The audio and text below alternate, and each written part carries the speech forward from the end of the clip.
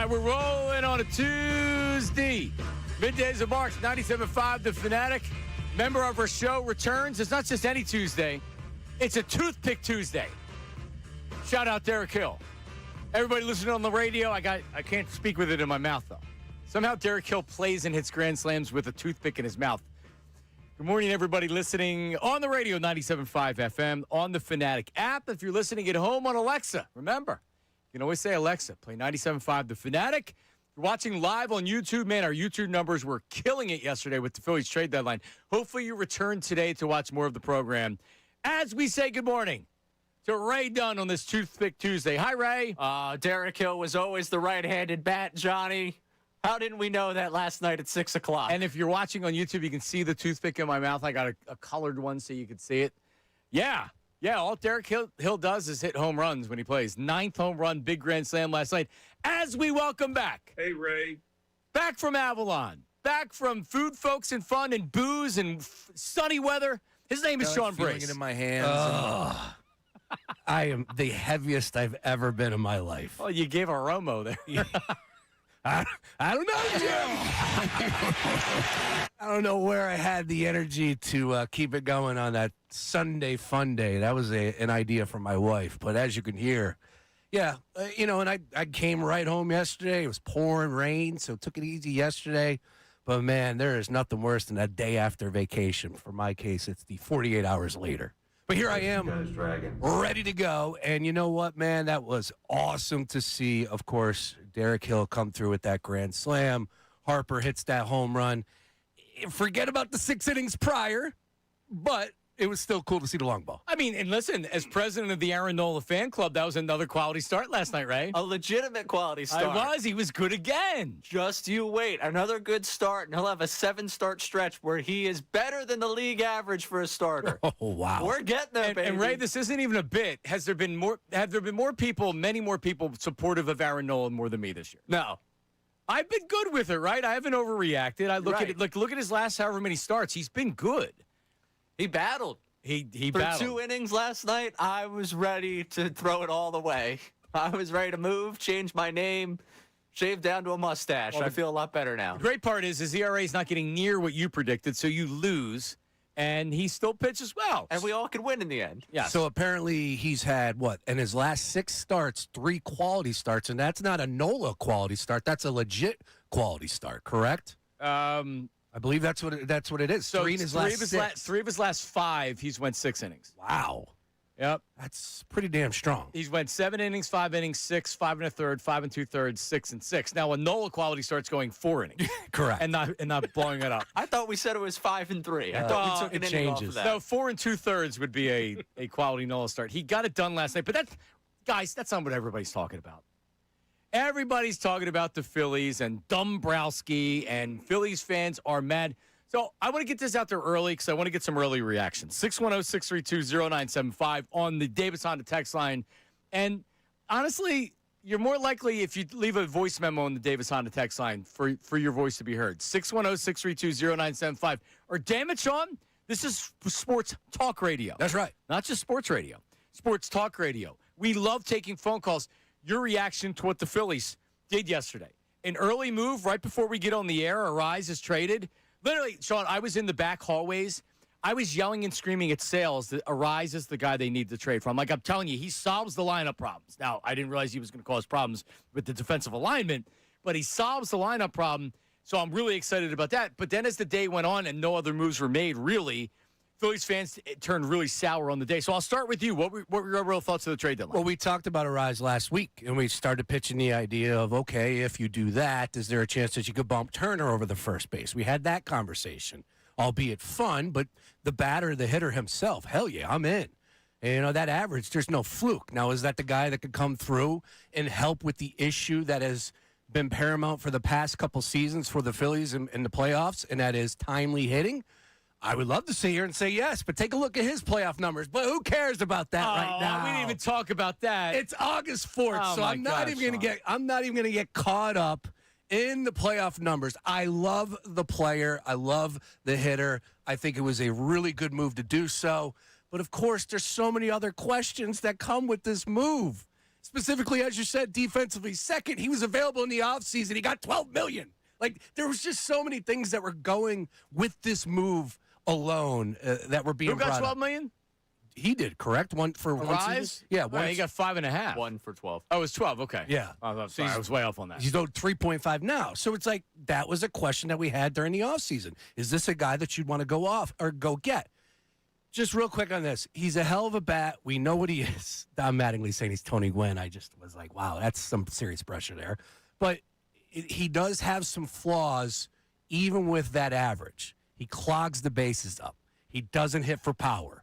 He doesn't have the best wheels. So these are things that you have to be aware of if you're Don Mattingly. And I ask you, So bat him leadoff. does Don Mattingly come across as a guy that really is understanding of everything that is happening around him? I want someone to give Don Mattingly a breathalyzer sometimes when he's out there talking. So I don't know if he's awake or he's been drinking. A lot like Vic, where he was, I'm down on the Phillies. I'm down on Don.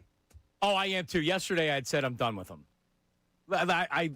So yesterday Don Mattingly, Ray, says they gave zero thought to moving Trey Turner. So that's really, I think everybody agrees this is a good move for the lineup. I would say that I'm in the minority of how good it's going to be. This can be a lineup-changing acquisition. This dude's that good. He does everything that nobody else in the lineup does. Doesn't strike out. He's 21 strikeouts this year. Doesn't strike out. Hits the ball to all fields. He's not a power guy, but man, he is a above-average hitter, 3-time batting champion. He could get his 4th now this year. Now as a Philly. But it's now, what does it do to the rest of the team? What does it do to the lineup? What does it do to the defensive alignment? And this is where they really start to lose me. I don't know if the Phillies had conversations with Trey Turner. I don't know if they've previously had conversations with Trey Turner and his agent, and they were told, we don't want to move. I don't know. Maybe the Phillies never really did approach Trey Turner in asking him to move off a shortstop. I mean, this isn't breaking news. Everybody was saying it yesterday. If you were going to move one of the infielders from their spot, we've already been talking about moving Trey Turner to left field for how long now? Last year, he was better defensively. The year before that, he was awful like this year. So it's been an every other year thing. But, like, Don Mattingly yesterday saying they gave zero thought to moving Trey Turner. Well, like, if you really gave zero thought to it, then I don't trust anybody that's in charge, from the manager to the GM to the analytics department, whatever. All right? If we believe that they really didn't think about moving Trey Turner for baseball reasons, not because they were worried about hurting his feelings or losing him, which I would think that would be the biggest reason why you wouldn't want to move him. But instead, you're changing the positions of 3 players rather than moving your worst defensive player and a guy that has the second most errors in baseball. So, yeah, we didn't give thought to it. So instead, we're going to move 3 players, Bryce Harper to right field, Alec Boehm to first base, and Bryson Stott to third base, as opposed to moving the shortstop. If you didn't give thought to that, then I have no confidence in this team. So, you know what Don's problem is? Don doesn't have the emotional intelligence to be able to answer that question correctly. Because you know what you say? You say, listen, we thought about a lot of different scenarios. We have a lot of really good teams, but we really like Trey at shortstop. I know his numbers haven't been great this year with errors, but he's a much better defensive shortstop, and we feel like we're going to see that for the rest of the year. Not we gave zero thought moving him. Then you're an ass if you gave zero thought to moving him out of shortstop, Don. Oh, yeah. So at least learn how to answer questions better. Yeah, and I know we're going to get a little bit more of a follow-up from Dombrowski. I know he spoke to the media yesterday, but there needs to be I need to learn a little bit more about what went into this decision, because as you just said, not 1, not 2, not We have a good club. 3 players are now just changing the positions. There is so much to get into here, and like, I just want to bring it back or bring it over to Harper and him saying, you know what, I'll go out to the outfield. Like, the fact we stumbled into that last week, that was the case. And we had Todd on last week who actually broke it. Yeah. And then he's coming on 11 today. Oh, that's great. And look, that's the reality of who Bryce Harper is. Like, this dude lives his truth. Like, he is down to help this club. Because I know where I stood on this conversation. It constantly got brought up this last year, even this season. I'm like, leave Bryce alone. Just keep him in first base. You don't want him crashing into the wall. This guy only has 1 speed. You've weakened yourself defensively because you don't want to move 1 player off. I agree with That's that. the reality. Yeah, I Now, agree. Bryce shores up right field, but Boehm at first base, in a pinch or when he plays there, he's fine. What happens when he's playing there every game? Unless they're going to platoon him with Bryce. Also, a lot of people that wanted Bohm benched or traded. I don't know how you were going to trade him, but Bohm's actually been pretty productive in the second half of the season. Nobody was good in July. No, yeah, he was good. I think he was up there with leading the league in RBIs in June. So he's proven his worth. He's third on the team and runs batted in. So yeah, I could understand that. But Bohm, we're moving a lot. We're shuffling chairs all over the place. They jumped through hoops to keep Trey Turner at shortstop, and to do that for a guy that's bad on defense, it doesn't make sense. That's why there has to be a different explanation. Yeah, that's where I'm at. Like he doesn't want to move, or they're afraid if they move him, they're going to lose him. Because man, he mentally goes fishing. He's out there when he's bad. He's bad. And like now where are you going to is Schwarber now your cleanup hitter? That's what it seems like is going to be the case. And Schwarber has not been hitting it well, so I'm okay with that. Yep. Yeah, it's another thing because now you're losing an at bat for Schwarber. There's so many things that are going into this, but Trey Turner is the big story, and I think you're right with your second part where this guy, you might lose him. You put him in the outfield. It's a tough assignment for him to pick up in the middle of the season, a position he's never played before. Where are you putting him? So on and so forth. And he's alone on an island out there. He's fragile. Let's face it. How many more years on that contract, Ray? 7. We got to have a list, the running ranking of the worst contract in Philadelphia sports. He's not there by no means. Does he use a walker or one of the little motorized things that you see at the grocery store for old people and overweight people? But I think Nola has slowly improved that conversation. So I don't know if he is still the worst contract in Philadelphia sports. All right, Todd Zalecki at 11 o'clock. He's going to explain everything, or at least try to explain everything. Because I really want to hear from one of the insiders if they believe, because they swear that they didn't even think about it and they didn't ask Trey Turner. What are the whispers behind the scenes? Has there been talk about, hey, we're thinking about moving him, and it's like, don't do that?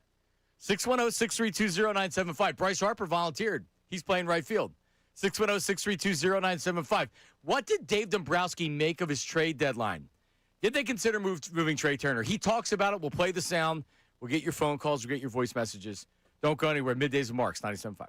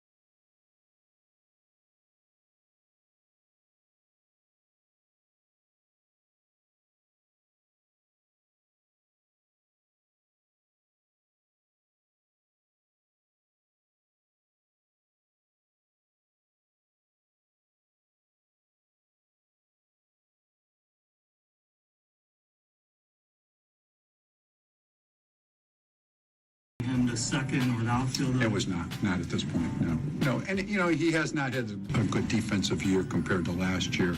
He's been a little better here recently. He went through that struggling time, but no, there was not that consideration. There he is. Good club, Dave Dombrowski. All right. We have a good club. Hey, that is everywhere. I'm just saying, too. A lot of people are using Good Club on social media. No, I know, but I don't listen to enough of other stuff. Did we really start that and then everybody else did it? I mean, it's hard to not realize the club talk that he had. I don't know if I want to take credit for it. I mean, I'm willing. We have a good club. Yeah, I you think we made it, Dre, do you think we made the club thing? I think we definitely took it to a new level. Okay. I can't say we were first because it was pretty noticeable, and now I go back and listen to old Dombrowski things, and it's like, wow, this guy's been saying club for a real long time. Well, as a guy who joined the program late, and a guy that was, wasn't a permanent fixture from October till March, I'm just telling you right now, I think you guys took the baton. We did the club? Yeah, you guys took the baton and ran with it. You guys brought it to new heights. We have 3 clubs on the board. I think we have a good club. Which is not where I'm at right now. Club. We have a good club. All right, so where are you? I'm at the original one. We have a good club. Listen, the Dodgers just beat us. The press club. Yeah, this is a good club. I promise you. If you look at it, it is a good club. All right, so truth be told, and we don't do hot takes, so I'm not coming on here today and acting like I don't actually feel. Because I do feel like that people are overreacting to what they did at the trade deadline. All right, they didn't get a fifth starter. Who the hell cares? They didn't get a fifth starter. Andrew Painter did okay his last time out. They'll figure out the fifth starter spot. Here's what I didn't want to do, because the price of starting pitching, even on expiring contracts, was a lot. So you're in competition. The whole reason they're able to get a rise is they gave up a really, really good pitching prospect. For a friggin' rental, they gave up a really good pitching prospect because Arise was the best hitter on the market. So they got the best hitter on the market. They gave up their number 4 prospect. You don't want to overpay for a fifth starter. He's not going to pitch in the playoffs. Aaron Nola's been better, so he can be your 4th starter. Sure, if there would have been somebody you shook a tree and a fifth starter fell off, that would have been fine. That wasn't the market yesterday, and that wasn't the case. So I'm absolutely not going to kill the Phillies for not getting a fifth starter. Honestly, I don't care. I don't think it's a factor. I don't think it's a big deal at all. A right-handed bat would in the outfield would have been something that they could have gotten. The issue is, who wasn't? Right. Because the Yankees sat on their hands, and apparently that was their big target. Now, they ended up getting the dude from D.C. who actually went yard yesterday, who was a lefty. But there wasn't a right-handed bat that was available on the market. So what are you supposed to do for Dave Dombrowski then? Taylor Ward, and I don't know, I think the price tag was high on him. He would have made a lot of sense. But again, so Bryce Harper's your right fielder because that's what you had to do for your infield defensive alignment. So then where would he be playing? Left? You have Marsh. It's just, no matter what you're doing now, it's clunky because the infield alignment's clunky defensively and the lineup's clunky. Where do you bat or eyes? Is he lead off or second? He's going to be one of the two. One of the two, yep. Bryce Harper's 3. Now you have to shift Schwarber to 4, or you're going to have to put Turner at 4, which I actually like better. I think Turner hitting behind Harper could show more of his power than hitting first or second. That's not apparently what they're doing. We'll ask Selecki coming up at 11 o'clock. Doesn't seem like that's the case. It's still clunky. The defense is ridiculous. I mean, what are we talking about here? You're moving Stott to shortstop, Bohm to first. You're moving Stott to third base. And what you could have done is just move Stott over and problem solved. That's what I thought would have happened, but that's not the case. Yeah, now you're telling me that there's a chance that in this conversation, Schwarber's going to drop to 5? No, 4. Okay, so cleanup. As far as 4. he's going to go. Yeah. Okay, all right, I can get down with that. Yeah, That's no, where because I'm at. he has reverse splits. So hitting Harper, you're not going to bat a Rise, Harper, and Schwarber 3 in a row. That's 3 lefties in a row. Yeah, that's even true. with Schwarber. Rise is good against lefties, though. He's got good splits. I think he bats 280 against lefties. But still, at least you're able to mix Turner in there so you have left, right, left, and then Bohm probably bats 5th. So I don't know if you have enough of an impact. Rise is an impact bat, no doubt about it. Is the rest of the lineup good enough? It's better. We're getting there. Then you get a couple relievers that are really going to help. Like, I thought the Phillies did okay yesterday. People are really doom and gloom over the trade deadline. They got 2 relievers that's going to help them. They got the best bat on the market. I'm not telling you that I feel great about the team. I'm not going to sell you, they're going to the World Series. I'm not selling that at all. This team's really annoying. Yesterday I was saying I hate them because they're so difficult to watch. This team's really annoying. I'm down on the Phillies. Right, but like they're a playoff team. I don't know. We'll see how it ends. I'm not Ray, I'm not bullish, and I'm not going to sell you a bunch of crap that they're going to win the World Series. We don't know how they're going to be playing in a month and a half. We'll see. But yeah, this is Ray. I'm in. It does kind of feel like we moved the goalpost from when we signed off yesterday at 2 o'clock. What do you We mean? were saying, they're going to get a starting pitcher. That's just how today's going to go. And then 6 o'clock came around, and I was like, is there a delayed move? And then I found out Colby Thomas was coming from, I'm about to call him Oakland, the Athletics. It's like, that was the great move. They've been cooking up since 10 o'clock today. But part of the reason I said that they're going to get a starter is Jason Stark had said they're going to get a starter, and early on yesterday there was rumors that they were in on guys. But ultimately, is it really that big of a deal? It could be. Why? Because their reference point for Painter is the start against Baltimore, who decided that they're like, all right, we're going to send Ward out. We're going to send Richmond out. Let's close up shop. It's another year in Baltimore. We're not going to win a playoff game. And that's their reference point, that game and 2 games in the minor leagues. Dombrowski literally said it was that game and, those 2 starts before down in Lehigh Valley. That's what we're banking our 5th starter on? It's not like the difference. Yeah, I don't believe him. The difference from this year and 2024, if you remember in 24, was like they needed, I think it was Tyler Phillips and that whole crew there rolling through at the end of 2024 of like, hey, every 5th day it felt like you were chalking up a loss. They had cushion. They got out to a historic start, and even as they were a 500 team the rest of the way, they had cushion. This team does not have cushion where I just want to see every 5th game, let's punt it away because we're going to start Painter and see if he can get through 5. You brought up the minor league deal for Seth Johnson and Colby Thomas, excuse me. The one thing that really annoyed a lot of people out there via Jason Stark was when he said, quote, but ran out of time shopping for one more starter or reliever. That's what Jason Stark said. I don't know how to take that. Like, should I just take it as verbatim? Like, I think he was still trying to get something done, and he ran out of time. do we not know that August 3rd at 6 p.m. was the deadline? Well, I mean, it's annoying that they wait until the last day to do this. Why couldn't you have gotten a 5th starter? A lot of trades don't happen until right before the deadline. Yeah. No. He was clearly trying to get a starter yesterday. And by the way, like, that's on him. So, Ray, if it ends up costing them a playoff spot because that 5th starter is such a pit, then that's a problem. But as far, and like what you said, what he was saying about Andrew Painter, don't believe him. He doesn't believe that. He's their best option right now. Correct. That could quickly change because they didn't acquire one. So if he really felt that good about Andrew Painter, he's not looking for a 5th starter, and he doesn't say that. That's what he has to say because he doesn't get a 5th starter.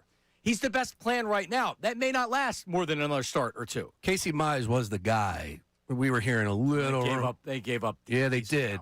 But there was a little rumor that was floating around Sunday night. I'll just give you that. So I was waiting to see Casey Mize be the guy. I mean, again, people were saying they were connecting the dots with him. The pitcher from the Blue Jays. There was another guy as well. Glanzman from the Blue Jays. Correct. To go after a 5th starter. Sure. Rob Ray. Casey Mize would have been a nice get. But I'm with you. I'm not losing sleep over it. And right now, you got Painter. You have to believe in him. Like, that's what it comes back to for me. I want to go nuts with everybody and join people, ranting and raving about Dombrowski every single trade deadline. But at the end of the day, you got the players. Like, the players are the players. And with what you have, you got to go to battle with. You have to believe that this team that bounced back from the depths what they were in at the start of the season to where they were in the middle of the year, where they were able to turn it around. There's ebbs and flows in a Major League Baseball season. Who would have thought the Red Sox would be in this spot? Holy cow. They were 14 games under 500. Yeah, they fired the manager. 14 games under 500, and I think they're 9 over 500 right now. I'm not trying to say that the Phillies are on that path, but at the end of the day, for Dave Dombrowski, you're saying, guys, like, I put this team together, and it's going to fall on his shoulders. You got to go to battle with what you have. Yep. I'm not telling you I think Dave Dombrowski's done a good job at all with this roster. He did okay yesterday. He got the best battle. He got the best bat. Period. I agree. I just hate the fact that they're shuffling everybody around. Yeah, that sucks. Like, what are we doing? You made it clunky. Caleb Killian was the reliever. Killian. Yeah, you hear it? Killian. That's where my mind went. Killian, I'll be back. What is that? From The Running Man. Oh, there you go. Richard Dawson's character in The Running Man. I was watching Predator. So Schwarzenegger was in Predator's great. Running Man, right? Yes. Okay, so yeah, that's why I'm. No, it's the same. Schwarzenegger in The Running Man he gives the like Sub-Zero. It's a game show where they send convicts into this world where they try to kill him. Except he was framed. They don't put real criminals in there. They put convicts in there. And if you beat them, then you get out. Are you aware that they remade this recently? No. 2025. I'm not surprised. The Running Man, Glenn Powell. Let me give you a Rotten Tomatoes. 61%. I'm sure. That's high for a Glenn Powell movie. What happened to Buzzsaw? He had to split because he split him in half with a chainsaw. Now you're just plain zero. So, I mean, Caleb Killian, he may come in and get busted up. He's pretty much the guy that's going to pitch the 7th or 8th inning.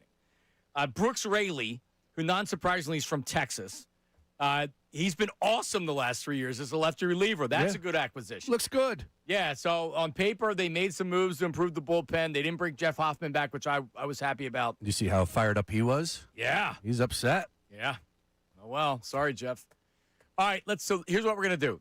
We'll get some reaction on the phones, get your voice memos and your text messages in right now. We're going to clean them up and get them on there. 610-632-0975. Your thoughts on the trade deadline, and do you believe that this puts the Phillies in better position to do something in the National League? I'm not telling you I have a lot of confidence in that. Because we would be doing the Joel Embiid if he's healthy. Well, like Arise is an addition, is it good enough? He could change the entire dynamic of this offense. He could. He's that good. Correct. And they need somebody like him. It doesn't mean in 2 months that's what he's going to be doing. Let's go to Mad Mike. Mad Mike is going to make us all happy about the Phillies trade deadline yesterday. Hi, Mad Mike. Hey, glad this team's even worse than it was before. Worse defensively. Bullpen still stinks. I hope they collapse, but they're just there and collapse right before the playoffs, and they don't make it in. It'll be hilarious. Well, I don't believe that, and I don't want that to happen. And by the way, Aaron Nola stinks. No, he doesn't. Stinks out loud. He's getting better. He's getting better at stinking, John. He stinks. He has not been bad. He hasn't been bad. He's a 5th starter. What do you want me to say? I'm not like a 7th or 8th starter at this point. He's got a noodle arm, just like Jalen Hurts. Well, if they could trade him, I'd obviously like that. But being that he's unmovable and he's going to be here for the next couple of years, if he can give you what he's giving right now, I'm all for it. Oh, by the way, how's your certified cat guy right to the left of you there, Sean Brace? I am a certified cat guy. Not as big as Petrilli, though. Millie Petrilli. Did you see the new video that he put out? Millie Petrilli's got a little issue going on with that. He's got like a cat gymnasium that he brings outside. He puts outside for the cat. I said, bring the cat in. And he said, do you want me to? And I'm like, yeah, bring it in. And then I thought, I really don't want that cat one. No. Just so we're clear, we can't trust sports people's opinions if they're cat guys. It happened out of nowhere, Mad Mike. I wasn't a cat guy. And then all of a sudden, my wife got a cat. What am I supposed to do? Kick her out? No. It's my wife. Be a man. No, can't do a dog. No. No dogs? Oh, Not a dog guys? You wouldn't want man's best friend, Sean. You wouldn't want that. Dude, dogs are annoying. Don't lie.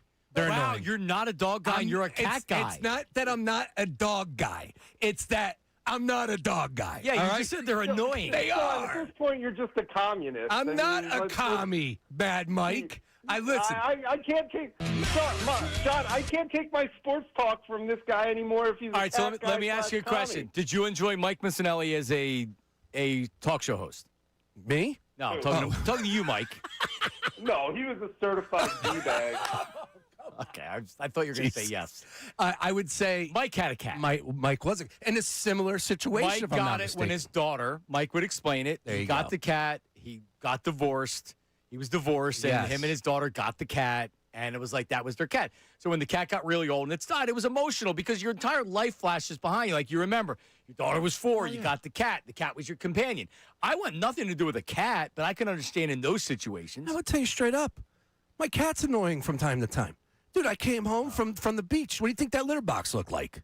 Yeah, that's the other thing with cats. If you can leave them alone for 5 days, they're more or less just put them outside. It was great. It's my mom came over and fed it, but that's as far as you got to go. With a dog, you can't go away. Like you got to figure out who's going to watch, and then these people that bring the dogs everywhere. That's like having those are my favorite people. Almost like having a kid. Yeah, I mean, I used to be like that with my Lexi. I'd bring her around. But Petrilli, you don't know this. Last week when he worked on Friday, he was saying how every night before bed the cat jumps up on his lap and he brushes it. Yeah, that's what my wife does. My wife and Jade have such a connection. It's absurd. Yeah, because she's a woman. Yeah, they're connected, and like all of that, the hair. Does the cat give you dirty looks too? No, Jade's friendly as heck. Right. Really nice. Now Lane, my little one, is like walking around beat like whack, whack, and then looking at me and laughing. I'm like, no, gentle, man, gentle. All right. I'm a cat guy. What do you want? And you put your makeup on today as well? No makeup. No makeup. There's a lot of conversation about the makeup, I heard. Who was doing it? Oh, because of the Dan Orlovsky said no pedicures. Correct. But he was wearing makeup, as he said, no pedicures. Right. Well, he's on TV, so Yeah. it's okay if you're on TV to wear makeup. Wearing makeup going out with the boys, that's a little different. Well, do you know who this cat is, Ray? You probably don't know. I think I'm trying to block him. This Cavalier guy, he's a streamer. Cavalier. He's like this really good-looking dude. He's got all this job, but he's a crazy DB. And apparently, he wears makeup all the time. I believe it. Yeah, I don't wear makeup. I don't. He's a streamer. Yeah, he's a streamer. Streamers are out there. A little weird. All right. We like Jaylen Brown, the streamer. Cavalier, is that his name? We don't know I who just he learned is. about Janky Rhino last football season. Let's give me a little time on this one. If I could block streamers on my social media, it would be a lot better. Why wouldn't you be able to?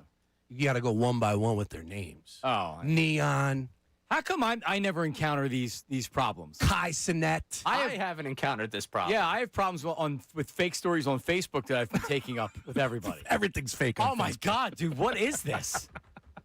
They said they painted over my guy Bill Strobel's mural of LeBron James. You see that? No. Now, did you see LeBron James' real? mural? No. LeBron James has a mural in Philadelphia from my guy Bill Strobel, who did my mural in my house at Joel Embiid. Right. And then there's an AI image that's out there of somebody that painted over LeBron James. It's not real. It's not real. No, the stories I was complaining about, somebody put out there that Philon, the rookie for the Sixers, grew 3.5 inches since they drafted him. And everybody started resharing it. I had a friend text me about it. I'm like, dude, that's not true. So now I'm commenting angrily, like, block this guy, report him. I'm like, if everybody reports him, we won't see stuff like this. So I report him because it's all over. And then now I get every freaking fake story because I responded to that one. Yep. They got you in the algorithm. Oh, my God. Mike Trout was a Philly I saw at 2 o'clock in the morning. I saw that as well. I'm like, did we really get Trout?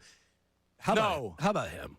He's just like, I know the book's written on Mike Trout, but dude, like, just honestly, oh man, he's so comfortable losing out there. I know, and it's a little deflating from a sports fan's perspective. I heard this from Michael Felger in Boston. He was saying that his wife doesn't want to move back.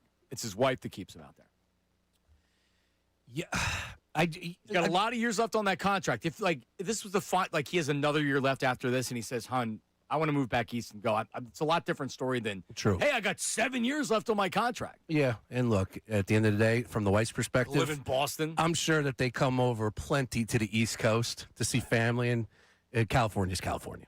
All right. Voice memos on the Davis Honda text line, which is 610-632-0975. Just leave your name and location, and if you want to leave your occupation, we appreciate that. Go ahead, Ray. Steve from Yardley here. Listen, 2 quick things. I don't love the move, but I don't hate the moves. I hate the way the defense looks, but the problem is the Dodgers are just so good. It just doesn't really move the needle anyway. The other thing is people wanting them to go all in. Look, it's obvious we didn't have enough in the farm system to go all in. It's so easy to say, go all in, go all in. Go all in. Yeah, but for who? What? If you don't have it, but slap, and teams don't want it, you can't go all in. Come on, people. Yeah, but that's not true. They have enough they had enough to get Scooble easily because the Dodgers didn't give up a ton for Scooble. Nope. They could have very easily gotten Scooble, and apparently they were in on him. They were willing to trade Crawford, if you believe that. So if they did all that, and Scooble is now a Philly today for a rental, I feel better with a rise than Scooble because it doesn't change. Now, could you have done something else? Sure, you could have done something else offensively. But if you're talking about the better move for this team, the biggest issue with the Phillies, going back to the Arizona loss in the NLCS, has been timely hitting. And you're bringing essentially the same lineup back. It's the same core lineup that hasn't had timely hitting in how many years now? And you think something's going to be different. Why? At least now you have a 3-time batting champion. Yep. That now you have right there, whether you want him at 1 or 2, whatever, that can change your lineup.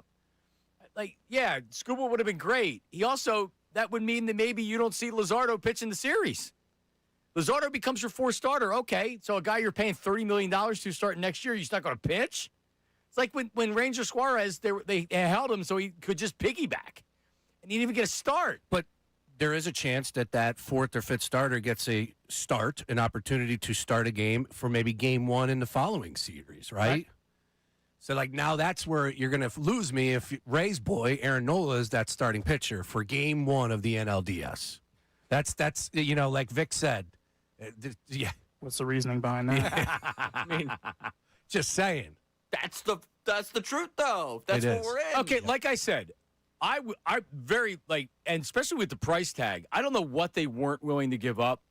Crawford obviously has no value, especially to the Dodgers. If you believe that was part of the trade package they were interested in, or they were giving, because the Dodgers have outfielders all over the place. The guy they traded, the top player they traded for Skubal isn't even a top 5 prospect in their organization, and he's got real potential. What do they want Crawford for? Well, they don't want Crawford. Yeah. So I mean, I don't know exactly what they were offering. I don't know if they were as in as a lot of people thought. Guess what? Doesn't seem like there were a lot of teams that were in on Skubal based on the return. You're Why right. weren't the Brewers offering more? Pretty crazy. So Right. I don't know what was going on with all of that. But believe it or not, the Phillies do have a couple of high-end prospects that you could have gotten whoever you wanted at the trade deadline. Francisco Renteria is going to be their number 1 prospect, and he's 17 years old. And he's a prospect for a reason. But you didn't want to give up on him. I was not trading.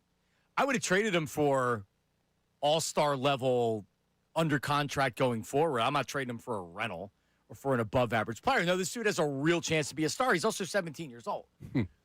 I don't want to I don't want to trade the few top prospects they have. They could have gotten him if they wanted to. 610-632-0975. Voice memos, phone calls. Your reaction to the Phillies at the trade deadline, worse than what people are saying, better than what people are saying, and also, how does it make you feel as a Philly fan? Feeling better, Ray? No. Feeling better, Sean?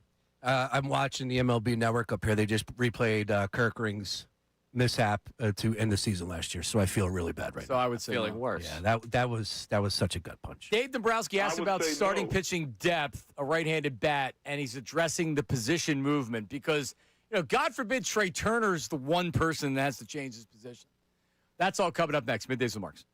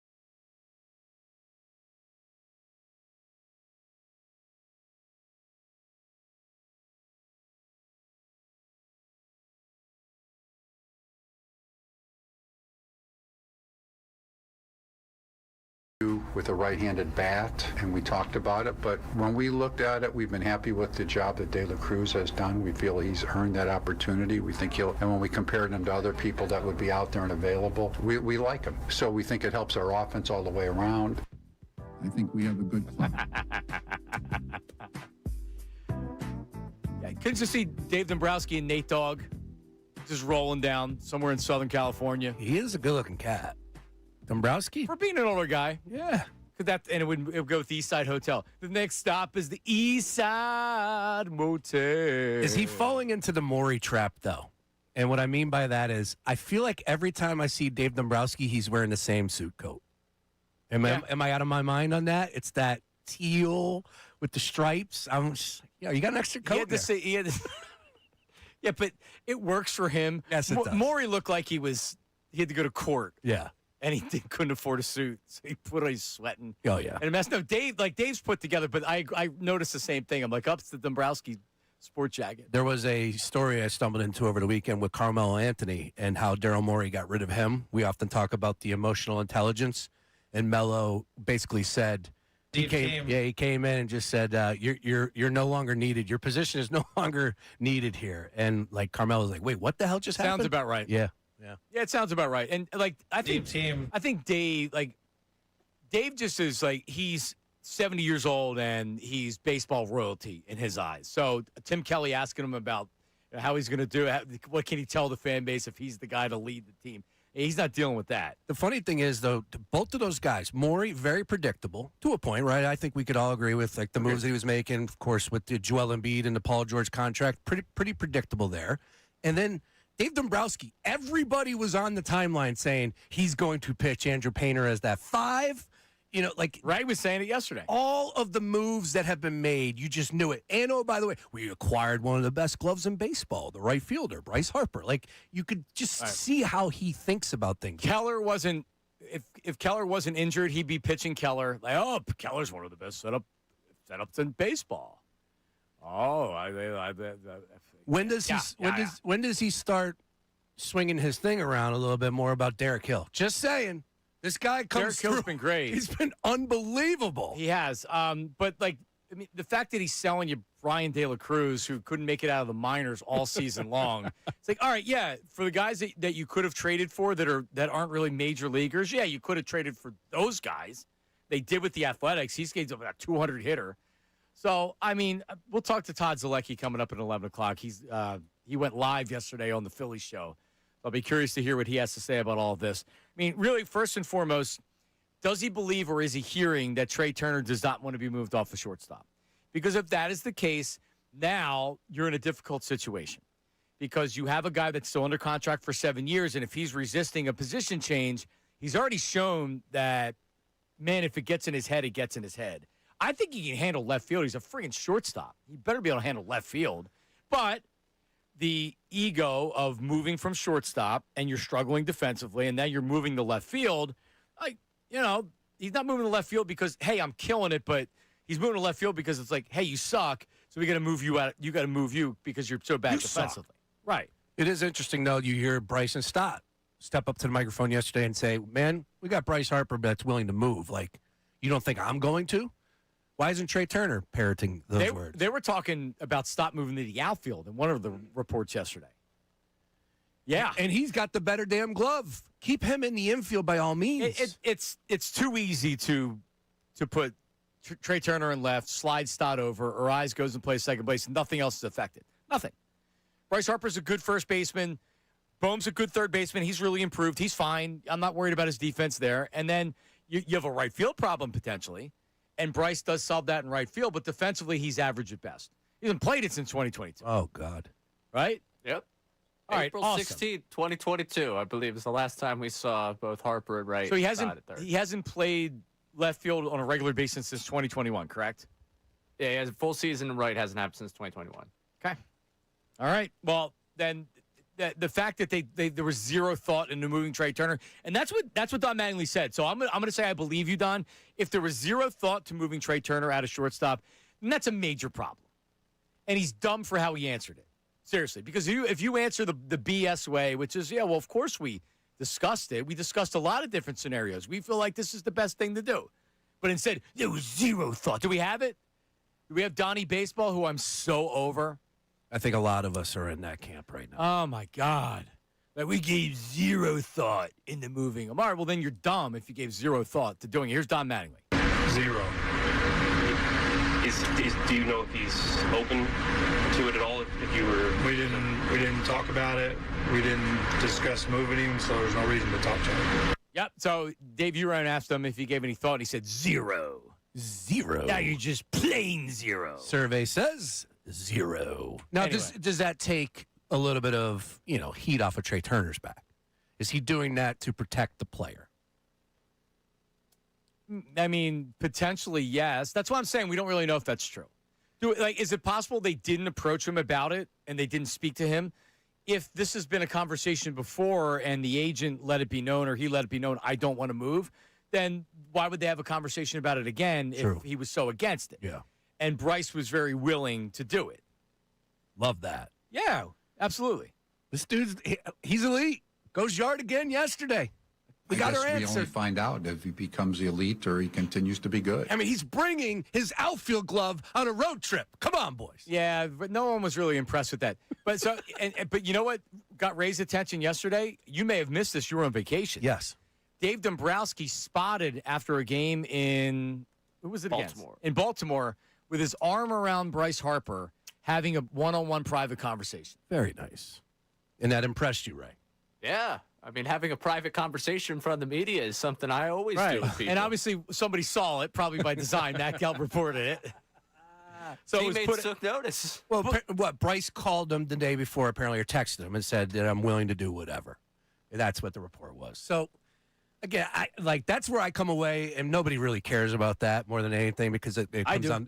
Same, I do too. You got a guy that's walking the walk, that's performing like Bryce Harper, that was questioned by the president of basketball or baseball I guess operations. we only find out if he becomes elite or he continues go to be talk good. to Calarulo when he gets in, because of course he was hammering Harper last week. He always does. I know he's got something against him. It's the hair. Is that what it is? That's got to be what it is. He does have good hair. He shaved it again. I know. Looking sharp. Coming up, Todd Zalecki joins us. I can't wait to talk to Todd. I appreciate him joining us because he's very, very busy. But Zozo joins us. Trey Turner, was there really – because if there was zero thought to doing it, then they're a dumb baseball organization, period. So, of course, there was thought. There had to be thought. The managers just can't answer questions like you would expect them to be able to. But where is he with the Phillies? Did they do enough at the trade deadline? What does he think about the Phillies post-trade deadline? And the defensive alignment now with Trey Turner staying at shortstop is unbelievable. Todd Zalecki's coming up next, Middays with Marks. Now on 97.5 The Fanatic Sports Update. Deadline come and gone. I'm Ray John with this Fanatic Sports Update. The Phillies made two moves at the trade deadline yesterday. Brooks Raley coming from the Mets, left-handed reliever with a sub-2 ERA, slots into the back end of the bullpen. Then Luis Arise and reliever Caleb Killing coming from the Giants. Arise, the second baseman, will remain at second base, meaning Phillies have to realign their infield, including sending Bryce Harper to the outfield. Yesterday, Harper talking to reporters about what he's willing to do to help this team win. I mean, I've said it in years past. I mean, I know everybody thinks it's crap when I say it, but it's not. I think any chance that we have an opportunity to win, I'd do anything for this organization, and they know that.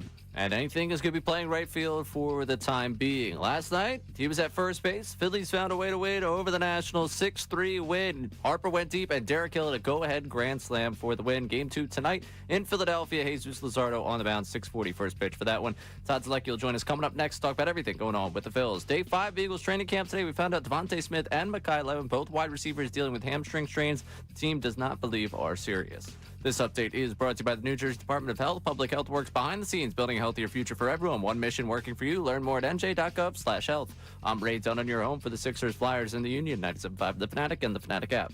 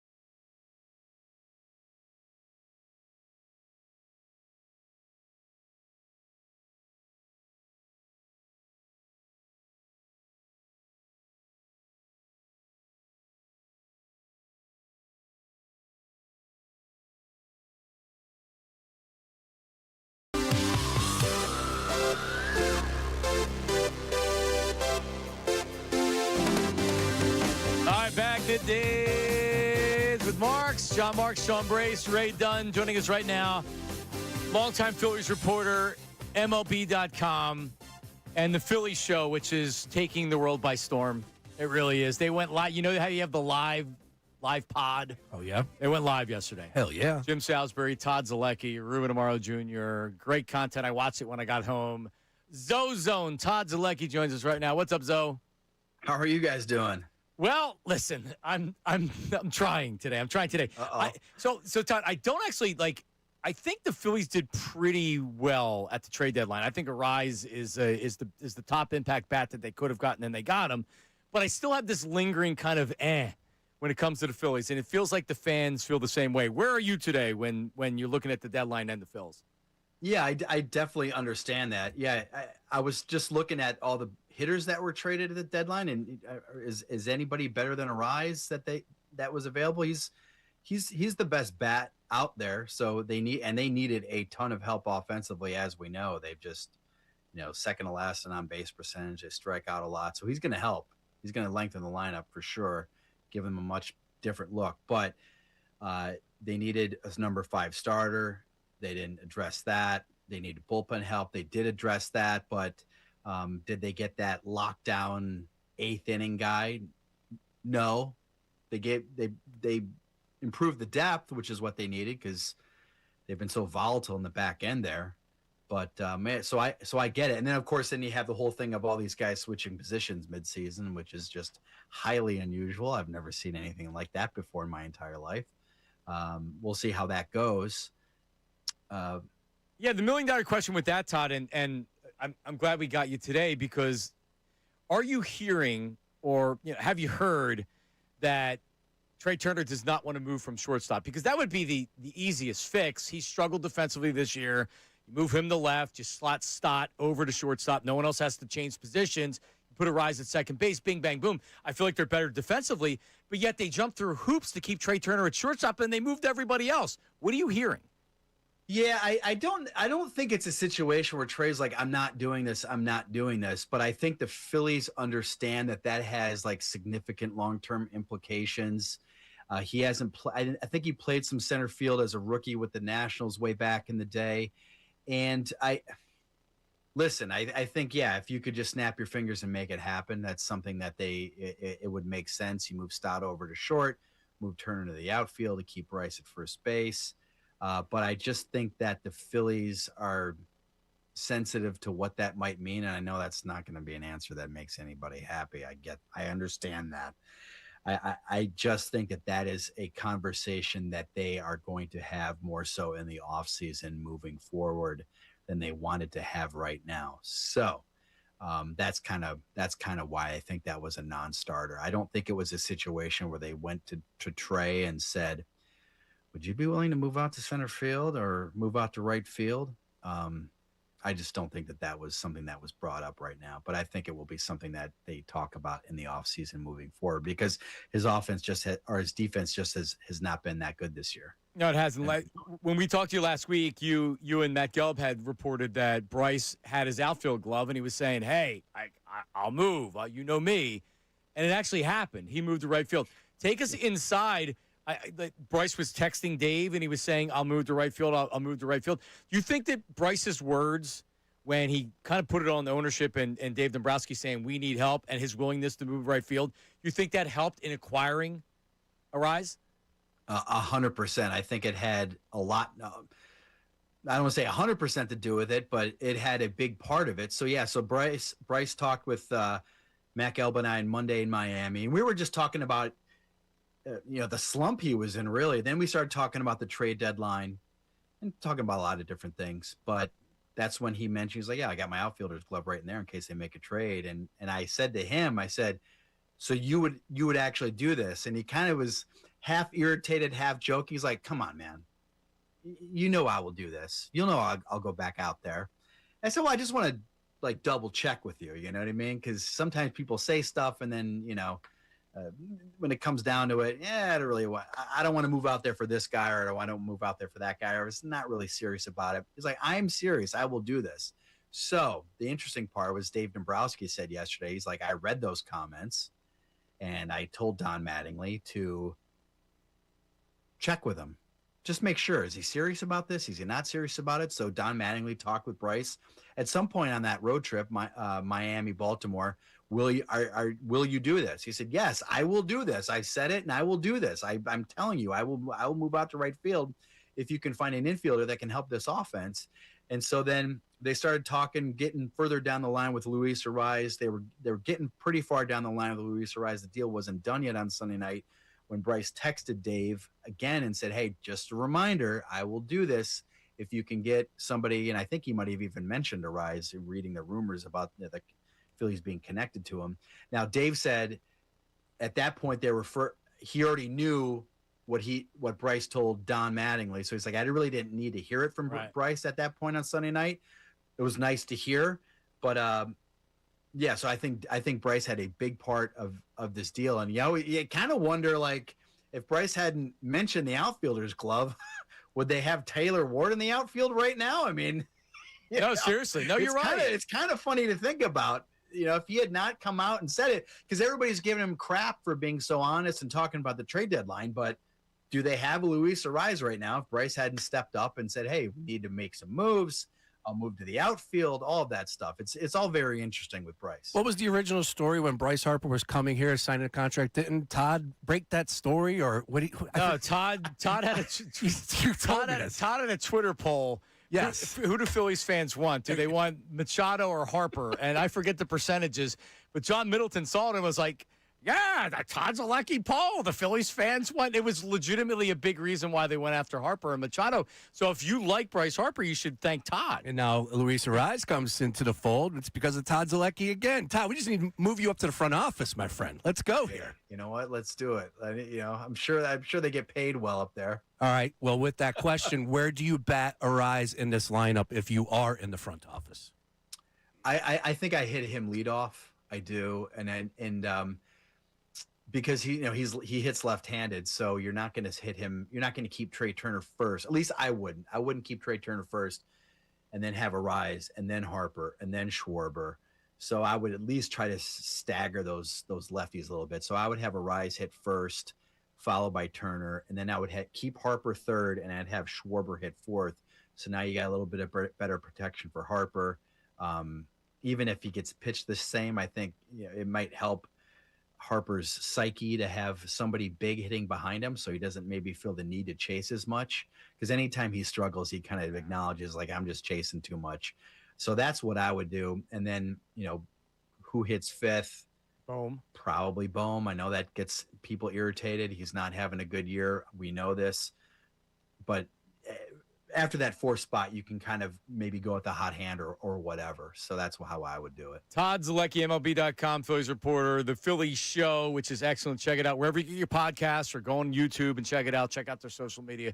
It's an unbelievable show if you're a Phillies fan. All right, so you mentioned Bohm batting fifth.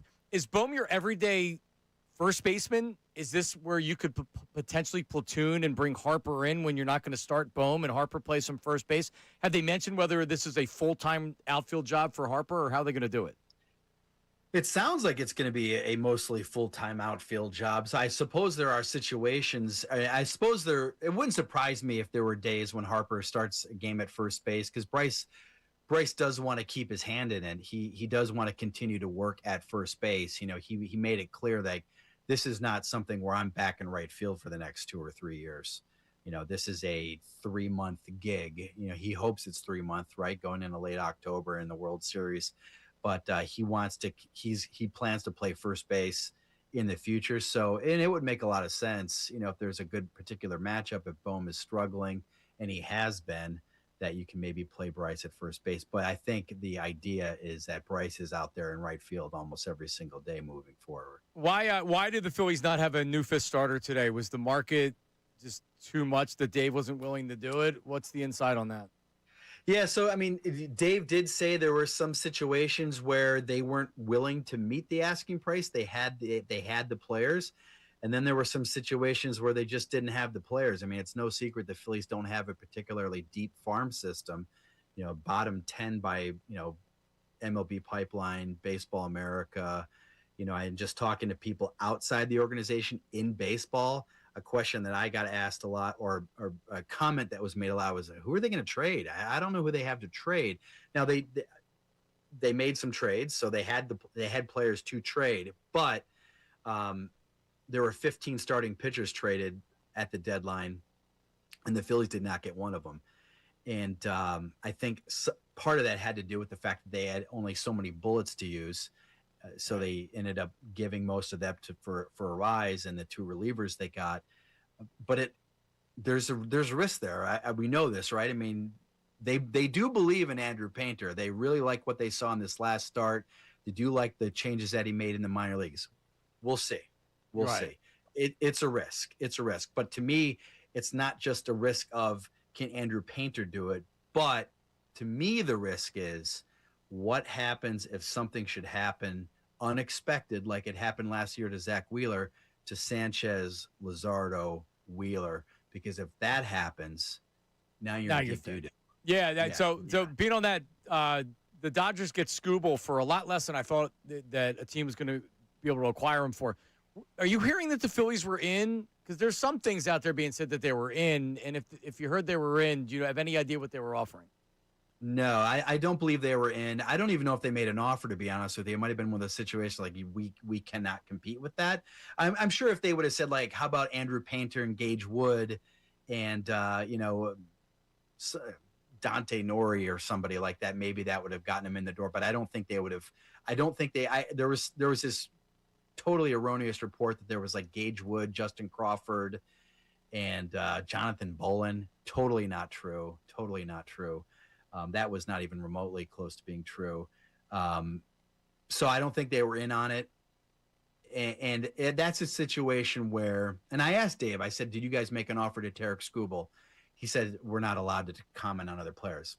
You could have said you made an offer to Tarek Skubal if you had made an offer, or you were in on it. You know what I mean? Right. That's not tampering. That's not anything that you get your hand slapped for. So that kind of tells me right there that they weren't in pursuit, and that's because they don't have a deep farm system. They just don't have the pieces to compete. You know, the Dodgers traded, according to MLB Pipeline, they traded 2 top 100 guys for Tarek Skubal. The Dodgers, they have 7 other top 100 prospects still available. The Phillies have 3, and one of them is Aiden Miller, who hasn't played baseball since last year. But it doesn't seem to be close to returning to baseball activities right now either. Well, a lot to do with these trade deadlines. There's some of the salacious rumors that are out there. Is there any truth to the rumor that the Phillies were at least interested in Pete Alonso or George Springer? Because those are 2 names that I was hearing over the weekend. Obviously, they don't have a lot of ammo, as you just said, but 2 big bats there. Yeah, no, I mean, Pete Alonso would have been amazing. You know, he would have been amazing in the offseason, but, you know, and they would have pivoted to him if they didn't re-sign Kyle Schwarber. I don't think there was anything there with Alonso. And then George Springer, same thing. He's more of a DH type guy at this point. He can't really play in the outfield, so I don't know how that would have worked. But yeah, I don't think either thing was on the front burner for the Phillies in terms of Alonso or Springer. All right, there he is, Todd Zielecki, Phillies show. Todd, you going out to Field of Dreams in 9 days? I am not. No, I will not be out there. I've been to Iowa before. Have you been to the Field of the Field? It didn't sound like he wanted. He's missing much there. Seems like a choice. I went to the University of Minnesota, so I've been to Iowa City a couple times. I've driven through Iowa. You know what I mean? So you know.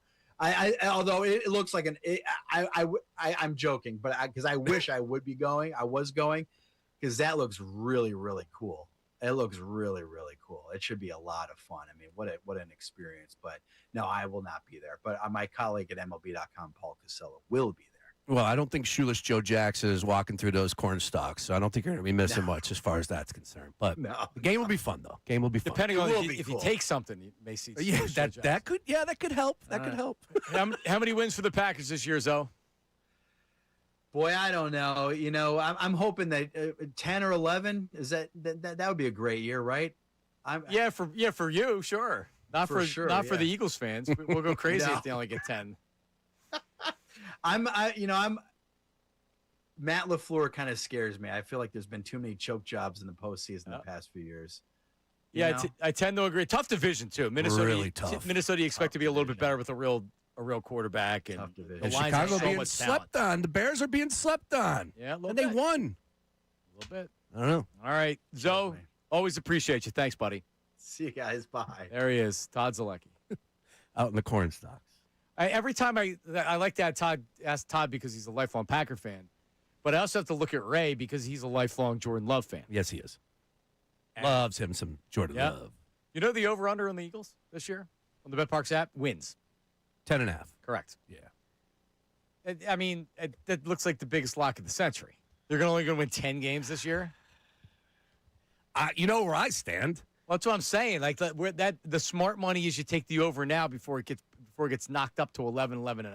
All these people on my timeline over the weekend. Like, for crying out loud. Hold up. Just, Jalen Hurts got to learn new offense. Oh, the camp notes and all that nonsense. At the end of the day, I'm all for the camp notes, and I love stats and things like that from camp. I have no issues whatsoever either. The defense normally has the advantage, especially the defense that, for the most part, has been here. And they're doing a new offense. A.J. Brown's not there. You got a young wide receiver that's trying to learn everything. You got a young tight end that's trying to learn everything. Iron sharpens iron. Right? That's a great defense. That is a great defense the Eagles have down there. Okay? So, yeah, I expect Jalen Hurts in the offense to struggle just a little bit to get this ball started here. But at the end, man. So Club Hurts isn't. Oh, Club Hurts is still feeling ourselves. Like, we are ready to go. Oh, so you're not scared? No, not at all.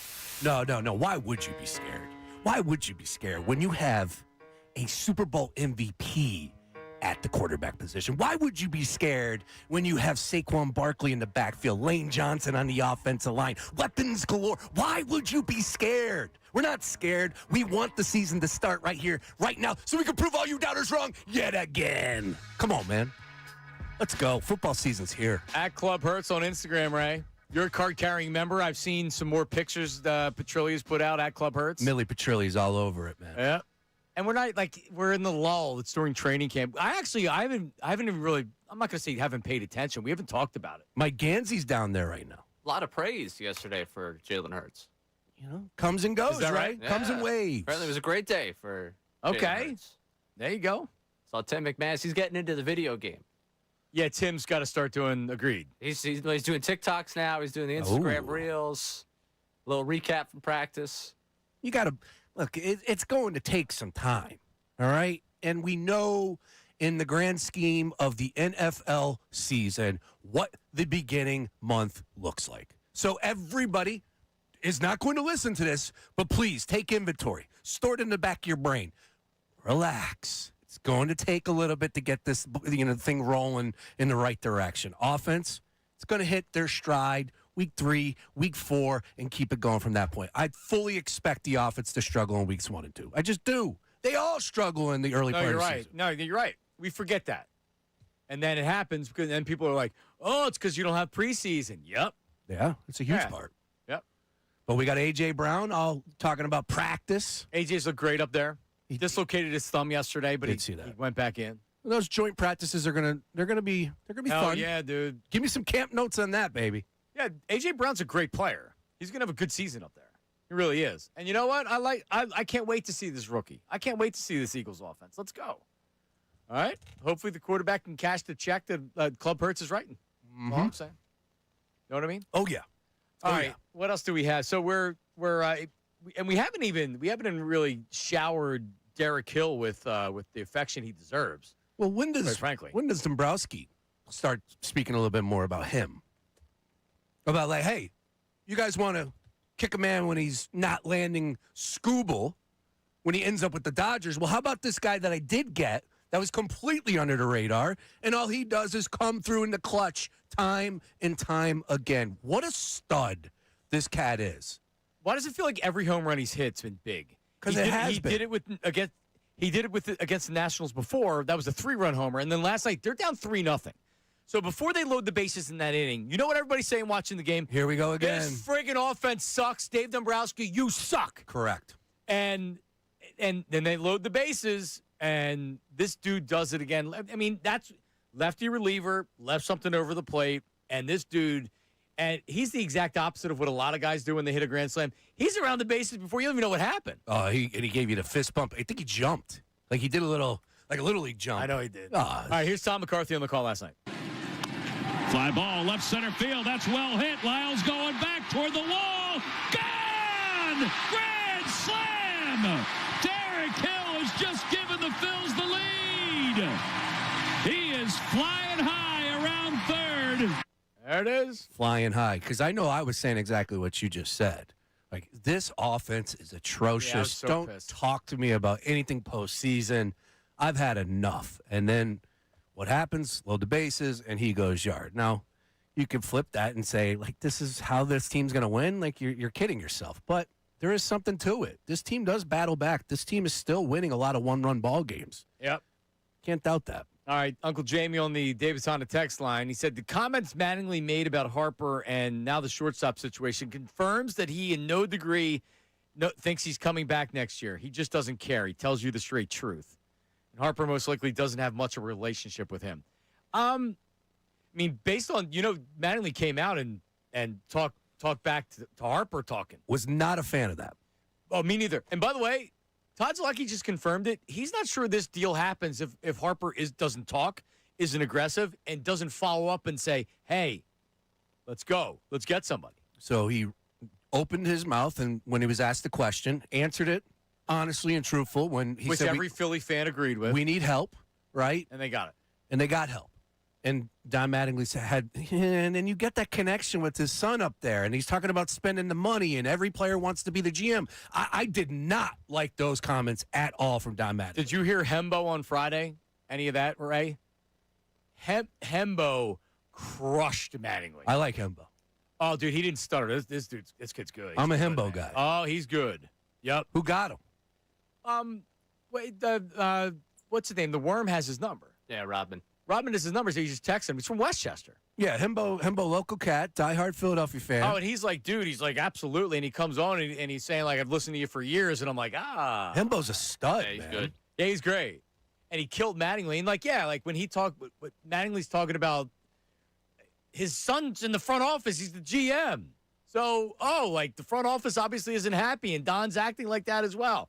Man, Rob Thompson would have never handled it like this. Nope. I've been saying, bring Rob Thompson back. He's still under contract. Seriously. I wonder if Mattingly's awake half of the time. But when they made the trade yesterday, did they wake him up and say, hey, we made the trade, or did he find out when he woke up? It's Alex Cora's team. Sure is. Right. All afternoon. Was anyone awake? They make the deals at 10 o'clock in the morning? 9:40. Coming up, Bob Nightingale, he's on this morning, asked about Dave Dombrowski getting the extension from the Phillies. We'll play that answer coming up next. Middays with Marks, 97.5.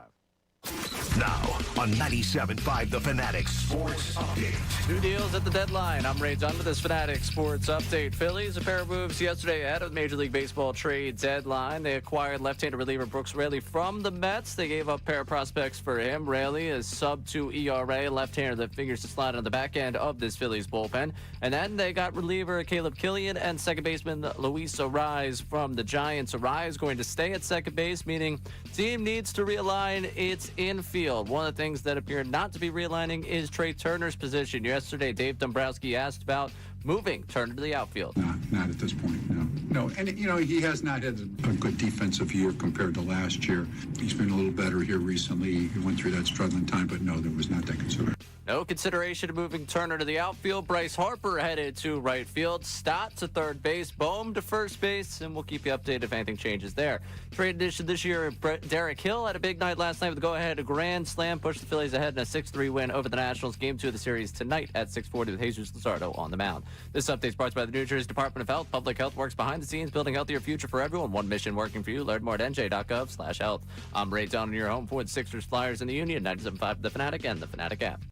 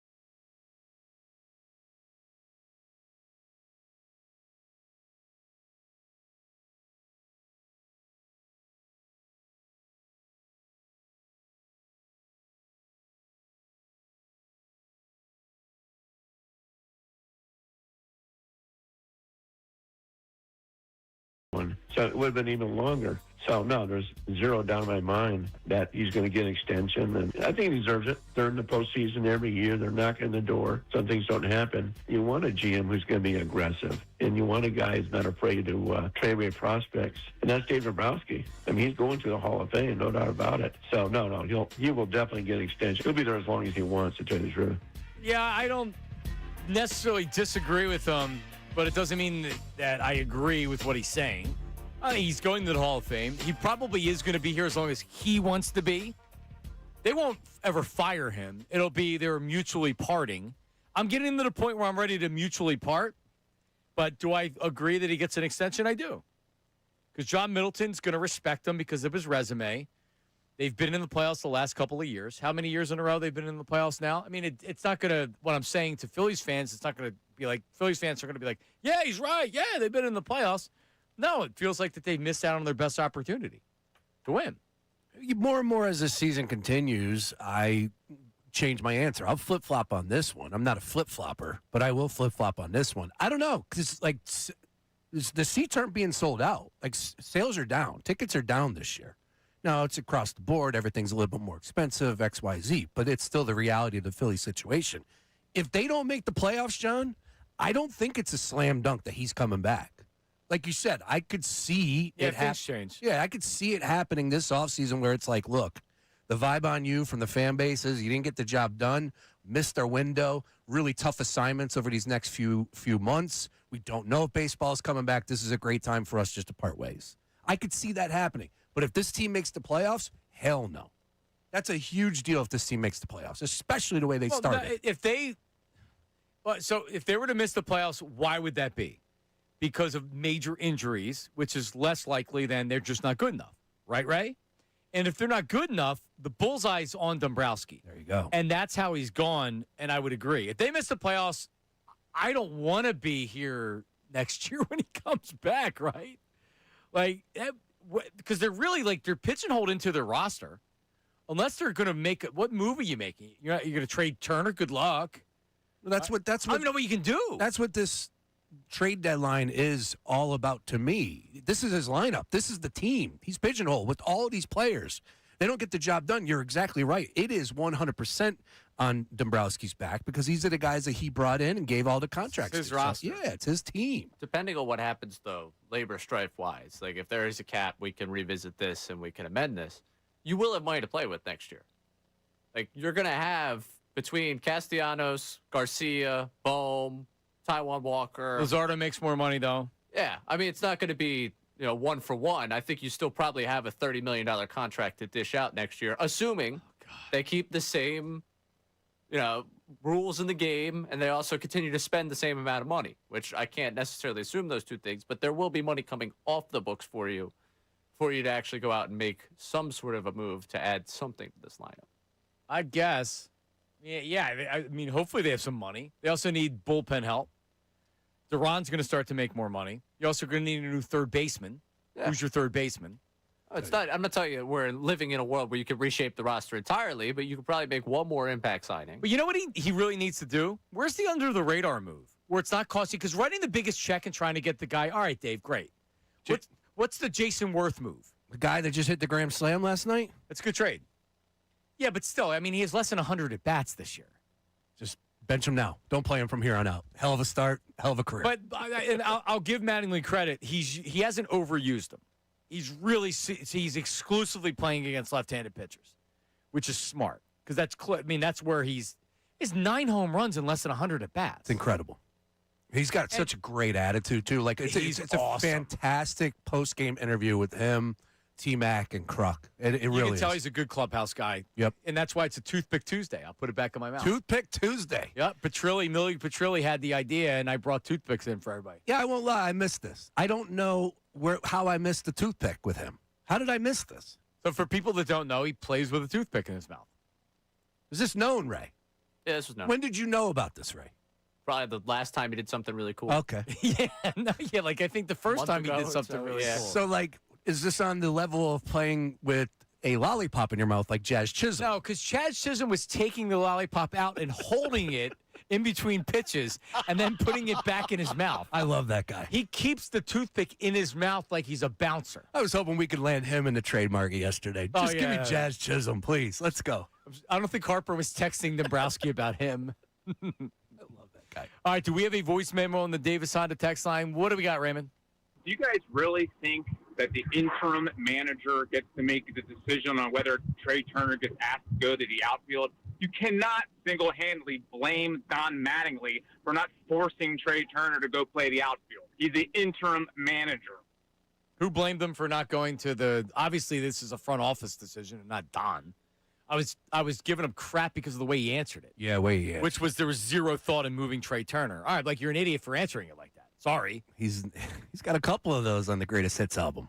That one with Harper, and now this one, zero. Yeah, it's just unnecessary. Like, of course, like I always liked Rob Thompson. Remember what was the move that he made that blew up in his face in the playoffs? And they asked him about it the following year. It was a pitching decision. Alvarado coming in for Wheeler in the World Series. Is that what it was? They asked him about it, and instead of giving the Don Mattingly answer, he said, "Yeah, of course I thought about it all offseason. Of course I thought about did I make the right move. That's naturally what you do." Because it's not as easy as I made the move that it was 100% the right move. He's like, I don't know. I thought a lot about whether it was the right move or not. He gave the honest answer. That's how. Like, if you make a decision and it's the wrong decision and it didn't work out, why would you not look at it and say, "Hey, man, maybe I should have done something different"? Isn't that natural to do rather than have the hard-headed response of zero? He's been around the game for a long time. Yeah, well, you know what? I've had my fill of Don Mattingly in Philadelphia. You know, adios. Tim Kirchin said yesterday on ESPN that he is the greatest fielding first baseman he's ever seen. That's it. Don Mattingly, really? I watched Mattingly, in the 80s and obviously in the 90s, early 90s, but I didn't remember his glove being that great, where Tim Kirchin, of all people, is saying he's the greatest fielding first baseman he's ever seen. Yeah, I don't know about that, but he was a Gold Glove. He was a first stud. baseman, right? Yeah, he was the only guy they had on that team for years. He's Donnie bit 9 Gold Gloves. Yeah, 9 Gold Gloves. Yeah. Okay. Yeah, he was because he was mostly 80s, and then when they got good, he was at the end of it. That's right. He played for a lot lot I don't want to say he had the bad back. Yeah. Did he have a bad? Well, he was just an amazing. He was an amazing hitter. He was. Don Mattingly was a great player, for sure. He's not in the Hall of Fame. I guess he Don. is not. He's damn close. Yeah, there's a lot of push for him. I just, then you think about how bad this defense looks. I'm sure that guy's probably losing some sleep about. Yeah, to me, he's not a modern manager. The grumpy, I'm not going to talk to my players, blah, blah, blah, blah, blah, which is what he seems like he is. I get it. You get a kick out of it because he's, like, grumpy. But, no, you need to have, like, there's a reason why, my grandmother, it's called the cold generation, right? Like, they weren't warm and fuzzy. I didn't get lots of hugs from my grandmother. Like, my mom gives my kids hugs all the time. It's like, we're a different society than we were than before. Yeah. And Don hasn't evolved with that. Think about the hydration factor alone.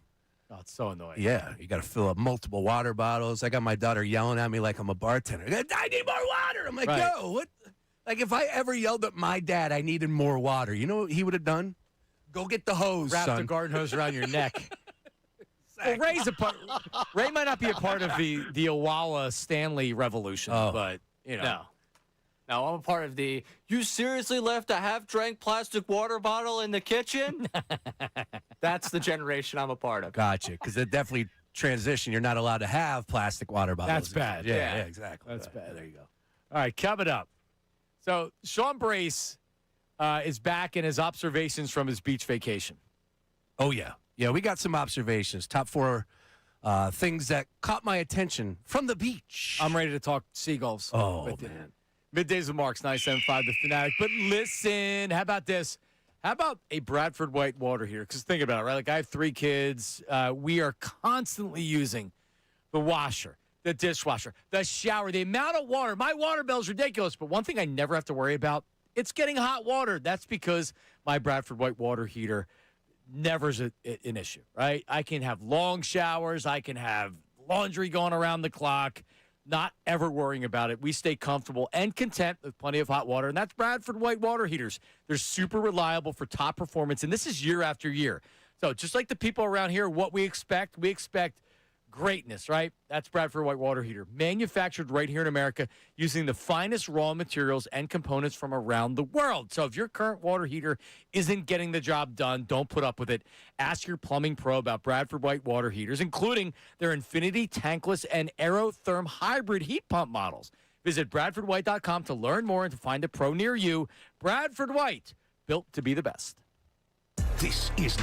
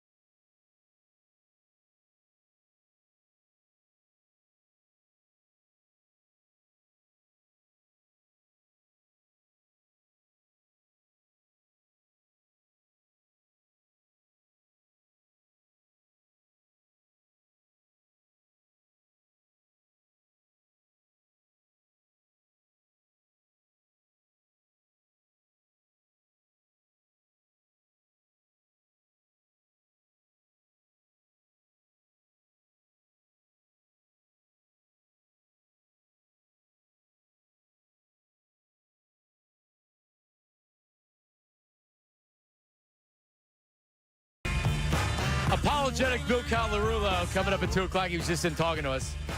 I guess he went nuts on Trey yesterday saying that who does he think he is for not moving from shortstop. According to Todd Zalecki and others, he was not asked. What do we make of that? I believe it. You what? Don't believe it? I believe it. That he wasn't asked? Yeah. I don't disagree with that. I just I guess it's a lot more difficult than just saying, "Hey Trey, we want to move you." Is what Todd talked about. that it's not just as simple as, hey, you're going to move to left field. It should be.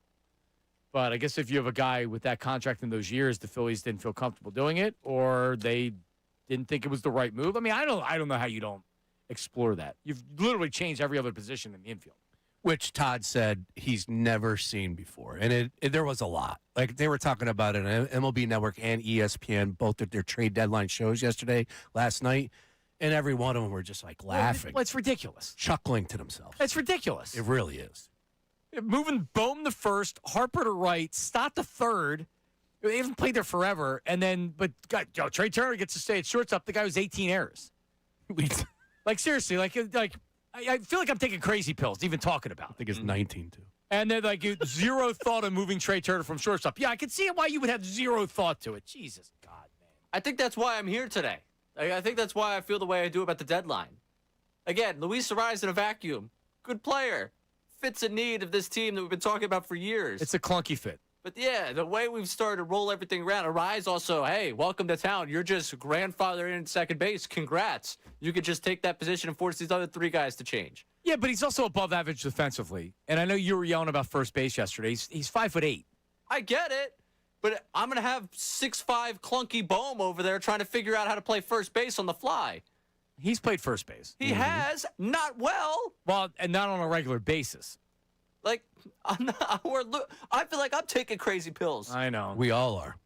Yep. And with all love and respect to Todd, I appreciate having him on the thing. If they have Schwarber batting fourth and I got to watch Trey Turner get 50 more plate appearances, I watched 2 of the 4 games of the playoffs last year where the last out was made by Trey Turner and Kyle Schwarber stand there on deck. I don't know if Schwarber's hasn't been hitting well, and they do want to break up the lefties. I think that's a big part of it. Big deal. They can all hit lefties, though. Well, maybe not Harper right now, but they can hit lefties. Arraez has good splits. Schwarber has good splits. I agree with you. I think that it'll be very fluid. If Turner's not hitting well, it's smart to put him behind Harper.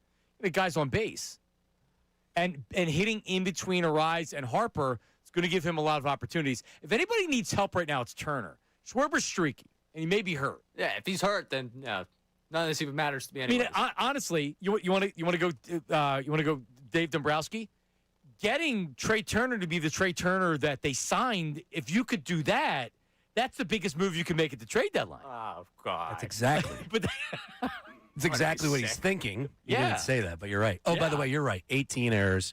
Doesn't lead the league, though. Second. Yeah, C.J. Abrams with 19, shortstop for the Nationals. Come on down. All right. Well, listen, John from Manayunk's in here. I want to get to this beach thing, but John and Manayunk, what do you got, buddy? What's going on? First of all, love the show, guys. You guys are doing a great job. Second of all, the last guy you just had talking about how Dombrowski might get an extension, that makes me sick to my stomach. Because at the end of the day, let's really look at this whole thing here. Yeah, is Arias good? Does it fit the need? Sure. But you were going to give Bichette $270 million, and he said no. We lost him, and you didn't give Arias 1 year, $12 million. You traded a prospect for him halfway through the year. You didn't let Bohm get a whole season at first base. Now we have to do it and jam it in here. Joke of a thing. Maybe if we weren't paying Taijuan Walker and Nick Castellanos a combined $50 million to not even be on the friggin' team, maybe we could have got Robbie Ray for cash consideration. Maybe we could have got Mize. Maybe we could have got Glanzman. Maybe we could have traded for more people. The fact that Dombrowski has last year when we got the Ron, sure, this team got knocked out of the playoffs multiple times because we didn't have a good closer. That's a good move.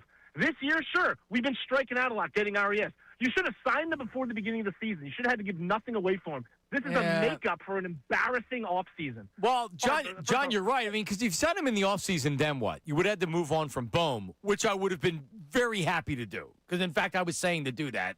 But, yeah, they elected to go with their lineup, which I thought was a mistake. But that's what he did, and it ended up being a mistake because you're right. Now you're trying to figure things out at the deadline, which is not easy to do. Not only the fact that we've been talking about people moving positions, when your big trade deadline acquisition means that your best player, your star player, has to move positions, that's not a good trade line acquisition. This is scraps. We could have had so many people that went to so many of these teams. We could have had, but our farm system stinks because Dombrowski stinks. So I love your show. This show rocks. Dombrowski stinks. I love you guys. All right, John. Attaboy. Can we use that as a seagull? Rack 'em. That's why I'm hitting it. All right, well, let's do it. Sean Bray's back from Avalon. A nice, not a week, but an extended period of time down at the Jersey Shore. Shawnee? Yeah, we went in a little extra there. Remember, the argument was 3 days is a getaway, 4 days is a vacation. So I went 4 days.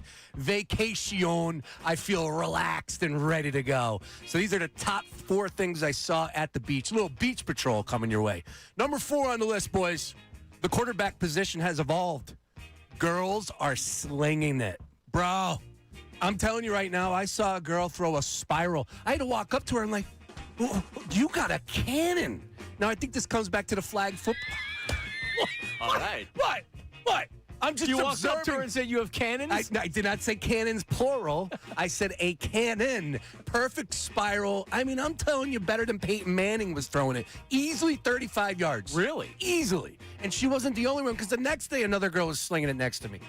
You got 3 girls, I got a girl. So the quarterback position is evolving right now. You got girls that are just firing it with perfect spirals in the Nice. Yeah. I'm a big beach. I'm throwing balls, throwing the frisbee. I'm coming to you right here because I'm looking you dead in the eye with number 3. Can I ask a question before we get to 3? Go ahead. Is it possible that you only notice the women slinging the football and maybe not anyone else slinging There the is a football? good chance of that, Ray. There is a good chance of that. But let's not. Okay. Let's not get confused. Let's keep it. All right, number 3. Number 3. We have way too many beach games going on, kids.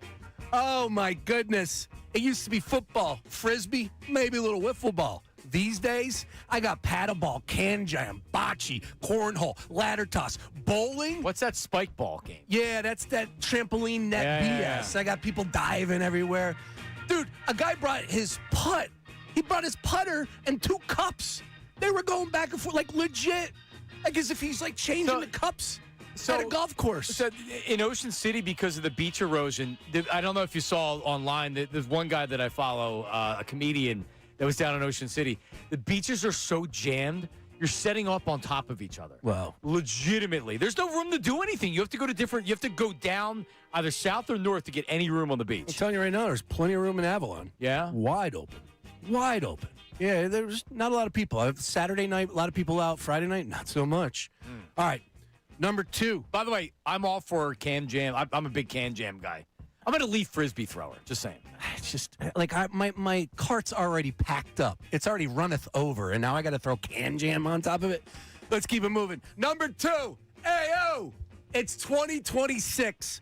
Who the bleep still feeds seagulls? What's going on, people? Like, I saw multiple people that are around me that are feeding the seagulls, both kids and adults. Yeah, it's bad judgment. It's people that are inexperienced, because those seagulls will mess you up. My 2-year-old niece had a cheese stick, and she wasn't out waving it around. She was still underneath the tent. This damn seagull. I mean, the seagulls in Ocean City are ruthless. Seagull took a pouch from Kendall. Literally, it was right next to her, the pouch. Poof, little apple I've seen cinnamon hoagies taken in recent years. No, I mean, something needs to be done about these seagulls. We talked about it yesterday. A guy in Atlantic City got hit in the eye and lost his eyeball. It was out of his socket. Is that serious? Is that real? It was real. They airlifted him out. That's crazy. You could see how it could happen. Yeah, the friggin' seagull, the beak went into the eye because it probably wanted a French fry. Whew. All right. Well, stop feeding them, people. Yeah, you can't feed them. You have to know better. It's not just beach etiquette. You're ruining it for everybody. Yeah. It's one thing if you're eating a sandwich at the beach and they bother you. It's another thing if you're feeding them like they're pigeons. Yeah, I don't want the tomatoes. Get up. No, come on. You got to throw it away. All right, that was number 2. Who the bleep still feeds the seagulls? Number 1, I'm just going personal here. I'm going to let you know. Cool Cabana, it's changed the game. No more umbrellas, boys. You got to get the Cool Cabana. No, I get it. A little pricey. You got the pole in the middle. You fill up the 4 legs with the sand. Game changer. You put that thing up, and all of a sudden you got beachfront property. I'm telling you right now, I took a picture, posted at Sean_Brace. Go ahead. It's well worth the price. Buy a Cool Cabana. No more umbrellas, because next thing you know, that thing pops Cool Cabana up. is all, and it's not heavy. No, dude, put it up by myself. Super easy. So what I bought this year was Dick's Sporting Goods has their own tent, but they're straight leg easy up. So you can, the other ones that aren't straight leg, they're very difficult to get up and down. Easy ups are tough. So I got the easy up, and then I have the other one that is it's called a Sun Ninja. So it's not the tent with the poles come down and they fold into each other, and then you're able to put them up, and you use the bags that are on to leverage it. Yeah, similar. Because I had to get there by 8 o'clock. Otherwise, there was nowhere to go. And we were setting up, me and my brother, Adam, we were setting up 2. So we have the side by side. Yeah, man. That cool cabana is a must grab, or something similar as you just said.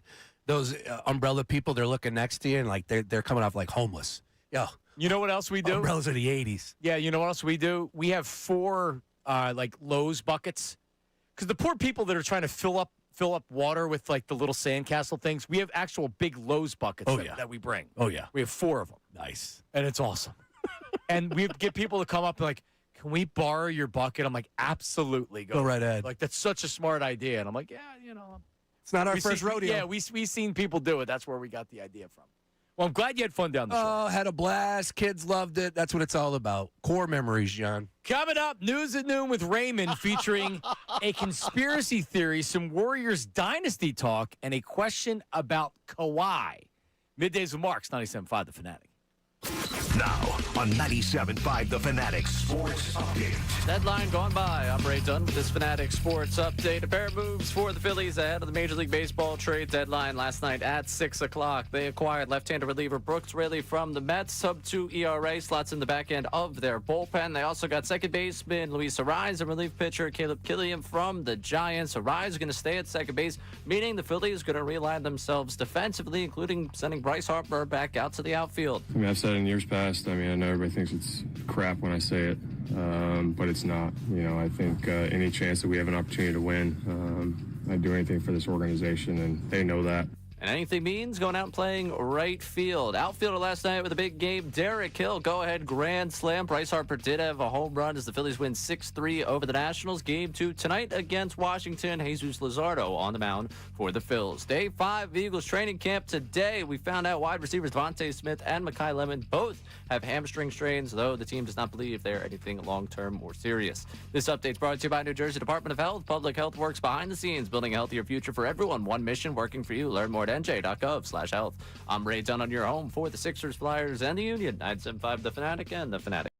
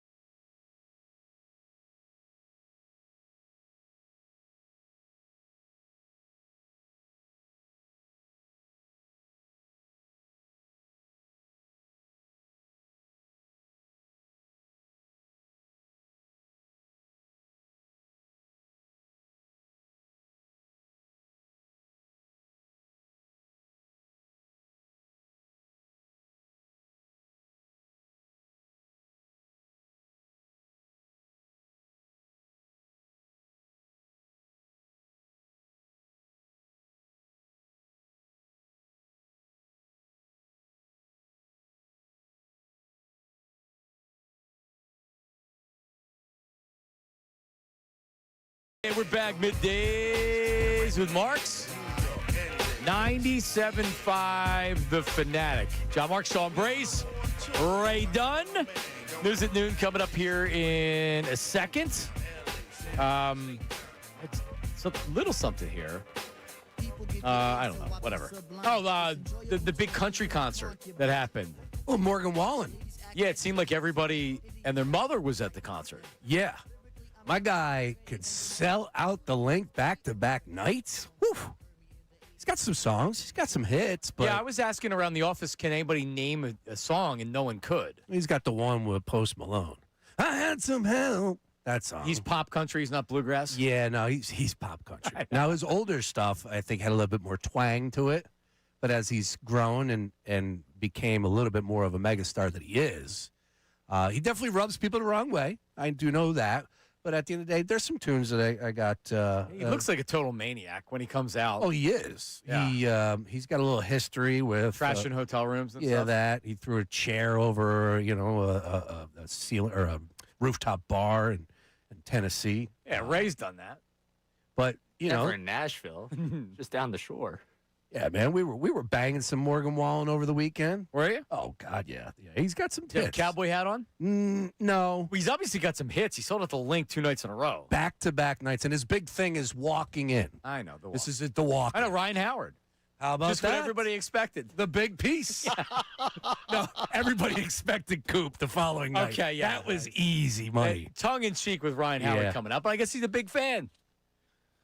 What do you want me to say? Who the hell am I? Music brings everyone together, John. That's why I love it. Riley Cooper did not come out as many people. Good God. That's what some people. If they would have had night 3, Coop might have come out. Oh, wow. Man. Katie Chesney concert, too, man. Katie Chesney. That's right. Yeah, Chasing You is a great song. Yeah, if you're don't do it now because we're on the air, but if you want something funny, Deadspin did a write-up of the police scanner. I think it was a Chesney concert up in Green Bay, and did a live hit, a live blog of it. And it's like so I'm told it was like that down at the Wallen concert. My sources down there have told me that, yes, it was quite the scene for those that were charged with enforcing rules. Well, my sources also told me that he showed up and took the stage at 10 p.m.? Hey, yo, buddy. You might think you're a rock star, but that ain't going to fly with me. Did they get more Ella before that? Because I'm all good with some more Ella. Yeah, she got one. Millie Petrilli was there. He said it was awesome. Yeah, that doesn't surprise me. That's Millie's wheelhouse. That's his whole thing. Was he able to sneak his cats in? Dude. I'm a cat guy, as we already said. I love the fact that I'm a certified cat guy. All right, so here's what we have to do. We'll get to news at noon. And then Ray has an Eagles training camp update after that. But let's do this. Let's do a parody with Petrilli. I'll sing it. Yes. But we need some cuts of him talking about the cat instead of Batman. Catman. That's exactly what he is. Catman. The gymnasium that he has for those 2 cats, he's got 2 cats. I didn't know that. Yeah. That's next level. Ted and Larry, I think. Think about the bombs that are being dropped that you have to clean. Like, that's I don't want to think about Yeah, that. that's the tough part. That's the tough part. One of the tough parts. Yeah, and he's got a gymnasium that he brings out of the house. He posted it last night. That's next level. Now, that's a certified cat guy. I'm married into being a cat guy. Okay, that happens. Yeah. And you didn't make her get rid of it. Well, we got it before I was married. Right. But you know what I mean? Like, Right. It's her deal. Okay. I mean, I love Jade. I don't want to talk bad about my cat. Then don't. Jade's a sweetheart. Yeah. I'm a cat guy. Yeah. All right. Let's get to the newsroom with Ray. What do you got? Ralph, please.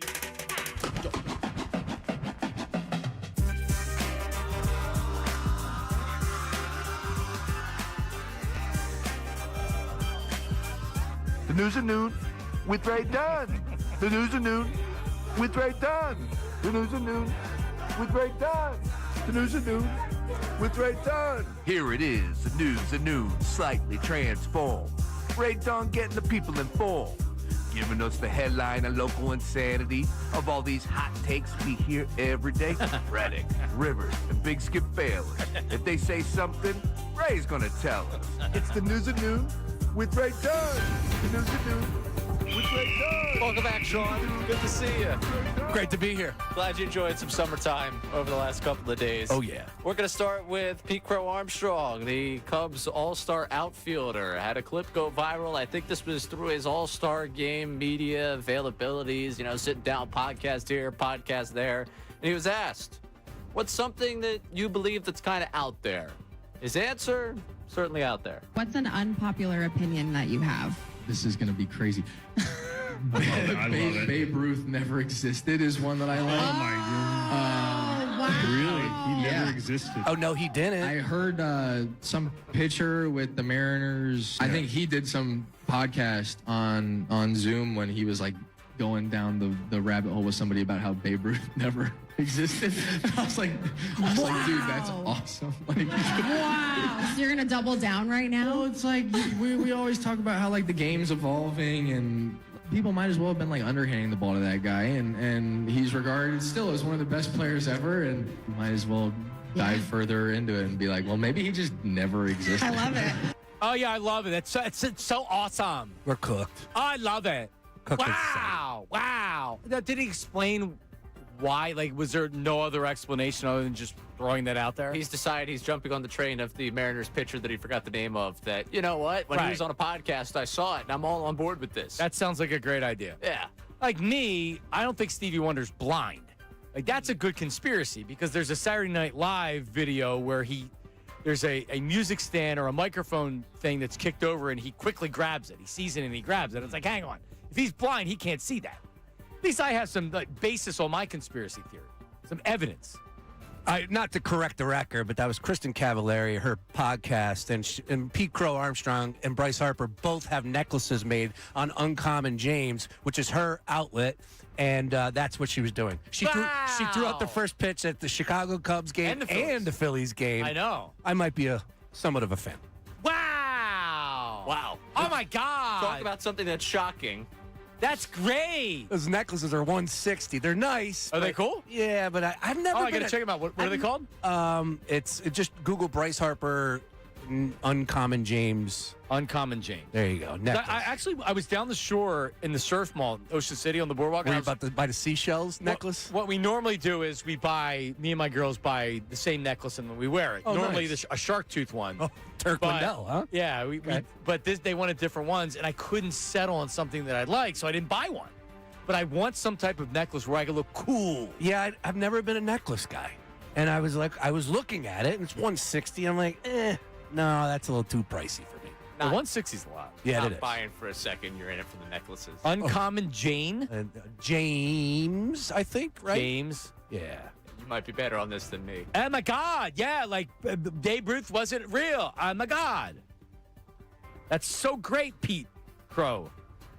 I'll pull it up for All you. right, while you guys have it find right now. those. Good. Oh, there you go. While you guys find those, let's take you to something cool. we haven't said on the You show. like that necklace? I do. All right, John said it's cool. I like it. 168? Cool? 168. Oh, I don't know about that. Yeah, I mean, you know what I'm saying? You know me, I'm pretty cheap. Yeah, that's a little pricey. So how is it? It's not a choker, is it? I don't think so. Choker? Hardly Is it a know her. long one? It is, as you can see from this picture, it's a little bit down. It's past being a choker. I'm gonna buy it. Yeah, that's got some coolness to it. But you can't wear that with everything. This has to be coordinated with your outfit. It's black. So you got, Well, I'm looking at black and... Yeah, there you go. Yeah. I would say, look. I'm interested. I like this one better than the Pete Crow Armstrong one. Oh, my God. And Babe Ruth absolutely is real. This is so cool. Oh, my God. That's funny. That is great. Go ahead, Ray. All right, we're going to move on to something we haven't said here before. Draymond Green, interesting question. He was recording the podcast with Steph, as you do. They didn't get LeBron. They needed to just rekindle their relationship. And asked him if he would give up their 2 championships in 2017 and 2018 to win the 2016 title and finish off that 73-9 season. If you could trade the 2017 and 18 championship to complete the 73-win championship, would you trade those 2 championships to complete the 73? So I'm going to get the resume right. We'd have 2 chips and a damn near perfect season. I don't even know how to answer that question. I would say no, but I think for the rest of our life, I'll still be able to just laugh at 16, which is fine. There's always going to be that just awkward, acknowledgement of an amazing regular season and the finals run. But I'd say no. You think Brady would trade one of his Super Bowls or two of his Super Bowls for the perfect season to be the perfect season? Yeah, I think he would. Yeah, it's a great question. It really is. And I think, Steph, you are known as the greatest team of all time. All time, no question about it. Same thing with the Patriots. Absolutely, No question about Brady would do it. And I think Steph, I think he was right. He was talking through it. He wouldn't trade the Tampa championship because that goes up Belichick's keister. Yeah, that does. And that's like kind of LeBron with the Sixers, right? Yep. You know, kind of similar. That is a great question, though. Great question on the podcast. Nice work there. Yeah, so if we start rolling down the line here, though, 17, 18 to those two then go to the Cavs. Then LeBron has two more. Wow. He doesn't come back from 3-1, but he has two more championships to his name. And does he go to the Sixers with those championships? Yeah. I don't know. These are the questions. By the way, things I think about. By the way, Jaylen Brown press conference 2 p.m. on Thursday. Let's go. He was streaming last night, too. He was streaming last night. Love Jaylen Brown. Yeah, I got the notification went off. Jump in? I did. Chat? What up, chat? You got the Sixers jersey, flexed with it. They Doesn't sent them. fit him? Yeah, they sent them extra medium. But he's excited. He was saying a lot of the right things, and just can't wait to see what this looks like. Awesome. All right, last one for you here. I'll keep it with basketball. Mark Cuban on the Run Your Race podcast asked if Kawhi Leonard deserves a statue in Toronto. Does Kawhi Leonard deserve a statue in Toronto? No. Why? You don't get a statue if you leave. If you leave? Yeah. If you leave on your own accord, you do not get a statue. No. Can't do it. Can't do it. Particularly because he was only there a year? 6 months. 6 months. Yeah. He was there 6 months. You don't give a statue to a guy and he would even tell you that, right? He would even tell you listen, that. Hey, listen, if you're going to give one to him, you got to put Kyle Lowry in that's front what I of said. him. Then I said, You got to put Charlie V in front of even that one. Well, yeah, Kyle Lowry because he won the championship, and that's. But all right, so here's the question: if LeBron wins a championship, he doesn't get a statue. He may get his number retired. No, you're crazy. I build him a statue right next to Rocky on the Art Museum steps. I'm sorry. I'll be alone on that. Does he get it on that walk in the practice facility where they have all the legends on that walk? I could. Who knows? If they get a championship, it's LeBron James, possibly. But I'm saying it right here, right now. You're building the statue. I'm building him a statue wherever he wants. With a championship. If he brings the Sixers to the mountaintop, to the promised land, and we get a championship. I can't get enough. John, I was wearing my Sixers cap, and everybody had something to say. LeBron. People are juiced. All fired up. Yep. With all love and respect to the Phillies, I was like, okay. Yeah, they've quickly went to number 3 in the city. All right. Post-trade deadline, people aren't happy. Jaylen Brown's getting introduced. They're going to have media day coming up. Is that in September, Raymond? Yeah, it should be the end of September. Yeah, so you're going to have LeBron. LeBron's going to, month and a half, LeBron's going to be here full-time. He may not be living here full-time, but you know what I mean. There's a new sheriff in town. Holy cow. Yep. He gets a statue on the new arena, Billy Penn style, at the top. Right at the top? Look at you. Right at the top. Yeah. I'd sign off on that. As far as Kawhi, if Kawhi, how long does he go win another championship in Toronto? They're not winning another championship, right? Well, how about this? If I'm building a statue from anybody in Toronto, as you said, Kyle Lowry, but what about Vince? Vince Carter getting a statue anytime soon up there in Toronto? He put the franchise on the map. Yeah, probably, maybe not. What about Pascal Siakam? Oh, definitely. No, Kyle Lowry before all those guys. Yeah, I agree. Lowry's the guy. All right, there you go. News at noon. So the Eagles are in training camp, starting to get into the thick things. And, Ray, we had a pretty eventful practice today. Is that correct? What is happening? So we have our third consecutive day of Lane Johnson being absent due to a non-injury-related reason. We found out earlier today that Devontae Smith and Mekhi Lemon both have hamstring strains. They don't believe they're serious, which I don't know why you would say that to us at the beginning of August, but they don't believe that they're serious. So they're both not practicing today. And during practice, Cooper DeJean appeared to injure his left arm, ran off the field. The trainers looked at him, and then he remained on the sideline. He appeared to be fine, according to Jeff McClain. So, all right. Start panicking a little bit. Good thing that Morgan Wallen walkout happened over the weekend. Might have missed that. Look, this is what happens with training camp. Guys get dinged up. Guys get injured. Lane Johnson. Does Lane Johnson need to participate in training camp at all? Maybe a little bit. Is he now on the Joel Embiid path? Is that what we're doing here? Yeah, I don't. I mean, it said so. He's not even there. Non-football injury. Yeah. Okay, so like I don't care, right? Lane Johnson not being. Would you like him in camp? Sure, of course you would. But I don't know what's going on. I'm not worried about that. I am worried about the offensive line a little bit though. Have to be. Just because what happened last year. These guys don't have to be healthy. Correct. If you're looking for a reason why the Eagles don't go over the 10.5 over under line that's out there, it's because their offensive line can't stay healthy. That's always been the bread and butter of the team. Their defense is going to be very good, but you need them to be able to not only protect Jalen Hurts, but you got to be better at running the ball than you were able to with Saquon Barkley last year. And they want to run the ball too. This Sean McVay offense that they're going to be running with Sean Mannion, they like to run the football, so they're going to try to attack you running the ball. I don't know. We got stem cell stuff. The guys went to Colombia, not to buy drugs, but because that's where they can get procedures and stuff done. So let's hope that it worked. Jordan Mailata last year was playing on one leg, it felt like, or 1 foot most of the year. So let's get them healthy. Hopefully they're good. But it's one of my question marks that I have. I'm not particularly worried about if they have enough talent on offense and things like that. I think that they'll figure it out. No, it's all just a new system, and that's what the biggest concern for me is. And you saw Juergens talk a little bit about it. I believe it was Juergens over the weekend where he said this offensive system you'd think less, and it's less predictable as well, which is great. That's what we complained about the most. It was very stale, very predictable last year. So, yes, the continuity, I believe, needs to happen at this point in time of the season. Again, we talked about how the preseason doesn't exist. These guys roll right into the season, and that's essentially where you're learning on the job. So I would like this offensive line to have a couple more reps, let's just put it that way, this month. But it's not the end of the world if a guy like Lane Johnson, who's in what year?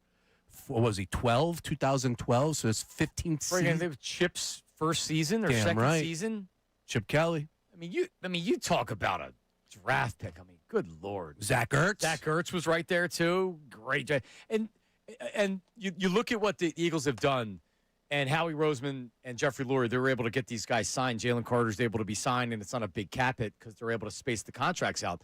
But if you don't draft like that, you look at the Eagles win the Super Bowl in 2017 season, and you look at the core of that team, great drafting. Right? You were able to add, and I don't know how he did it, but you were able to add key pieces in free agency. You can't build your team in free agency. You can't. No team's going to win building it in free agency. You have to add and finish off the team. And you look at what the Eagles have done, and they had that gap there where they didn't draft well, but when they've had their most success, they drafted really well. And you look at the defense right now, they've drafted too well. They're not going to be able to keep all their guys. They're going to try. It's a great problem to have, as they say. It is. It is. All right. Well, hopefully Coop's all right. He didn't lose his arm or get his arm mangled. Yeah, that would not be good. Did you see, was it Nikki Bella that he was dating? Did you see Cooper DeJean turn Nikki Bella to celibate? Did not. Missed that one. She came out and said well, this is the issue with all you older ladies out there messing with these younger dudes. Like, I get it. It's fun to look at. The eye candy is there. But, man, he's got no experience. What do you think a 40-year-old would do to Ray? Oh, change his life forever. How about that? Yeah, but like it seems like he broke her. Like if you're the 40-year-old, you're supposed to have your fun and then be like, all right, young boy, I can't. You're 23 years old, whatever. Gotta send you on your way. But instead, he was like, cowboy cheerleader. All right, let's go. He didn't fall in love. Seems like she fell in love. She caught feelings, is what you're saying. That's what it sounds like. I just assumed, sorry, you know what happens when you assume. I just didn't think Cooper got the job done. Now, I don't want to talk bad about my guy, who is an incredible Eagles player, but... Nikki Bella says she's celibate among a tough dating scene. Quote, I'm pretty much like a nun. Oh, oof. That's according to TMZ. That's depressing. You don't want to see her... She told Us Weekly that. You don't want to see her close it up. Yeah, I mean, let's be honest. Oh, yeah, losing a lot of sleep over that one. Obviously she's an attractive, successful woman. Hell yeah. But if you're Cooper DeJean, you shake a tree and you get better-looking women than that. Yeah, and the age is the age. Yeah, like, what is he? What? He obviously is having fun, so let the young man have fun. Yes. The feel is different, John. It's like Ray. That's it. Yeah, the feel is different. Yeah. A lot of people comparing Cooper DeJean and I. No, that was Sean here when you revealed some of your dating stuff? Was Yeah, that it before you started left? when Sean and I were doing the show together. when I was off. Yeah. Do we have a new chapter in this? No, I told you. I'm not reaching out to her again. No, I just and a new chick. Yeah, new. Yeah, You got no. new? Listen, there's always stuff cooking. Good. That's what I'm talking about, right? Are these dating apps or are these women that are they carry the massage therapist that's very interested in you? I have not been in my DMs much lately. All I'm saying is, as a married man, respectfully, the talent that I saw down in Sea Isle / Avalon was unbelievable. So, Ray, from one man to another man, if you were trying to meet somebody. Oh, we went to this place called Patty Wax right next door to OD. Yes. There's literally fences around it. They call it the cattle ranch. Because all it is just a turf on this parking lot. I have three daughters, and I'm just like, oh my god. Oh, this was unbelievable. Yeah, Sea Isle, Avalon, the Princeton was. Yeah, but see, humming. here's the thing with Ray.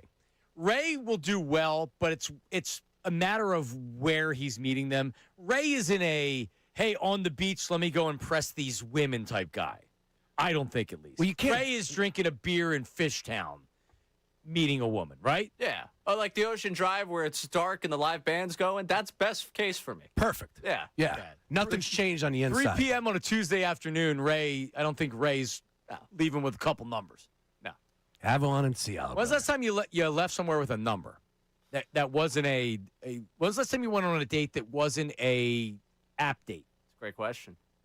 Because you don't need to do that. You don't need to get somebody's number. Yeah, and I don't really like the whole I'm going to set you up with someone thing. No. No. Because that just ends up being like... You know what they call that? A blind date. I like choosing from the menu. No, it's not blind anymore. Here's her Instagram. What do you think? I know, but Here's still, his if you don't Instagram. know What do them. you think? Okay, that is a little different Yeah, story. I like that. That's still No, I don't shopping like from the being set menu. up. Nah. All right. You set me up with your friends, it's a chance to blow up for all of us. DM dating with Ray coming up in just a few weeks. But coming up next, Luke Arcady, Crossing Broad, one of the best Phillies reporters and personalities out there. His thoughts on the Phillies trade deadline and what he made of it. Luke's coming up next. Middays with Marks, 97.5. Now on 97.5, The Fanatic Sports Update. New deals at the deadline. I'm Ray Dunn with this Fanatic Sports Update. It's brought to you by the New Jersey Department of Health. The public health works behind the scenes, building a healthier future for everyone. One mission working for you. Learn more at nj.gov/health. The Phillies made two moves at the deadline, getting left-handed reliever Brooks Raley from the Mets. Sub-2 ERA slots into the back end of this bullpen. Second baseman Luis Arraez and relief pitcher Caleb Killian come from the Giants. Luis Arraez apparently going to stay at second base, meaning the Phillies need to realign themselves defensively. One thing they did not consider reportedly, or at least according to them, Trey Turner going to the outfield. Not at this point, no. No, and, he has not had a good defensive year compared to last year. He's been a little better here recently. He went through that struggling time, but no, there was not that considered.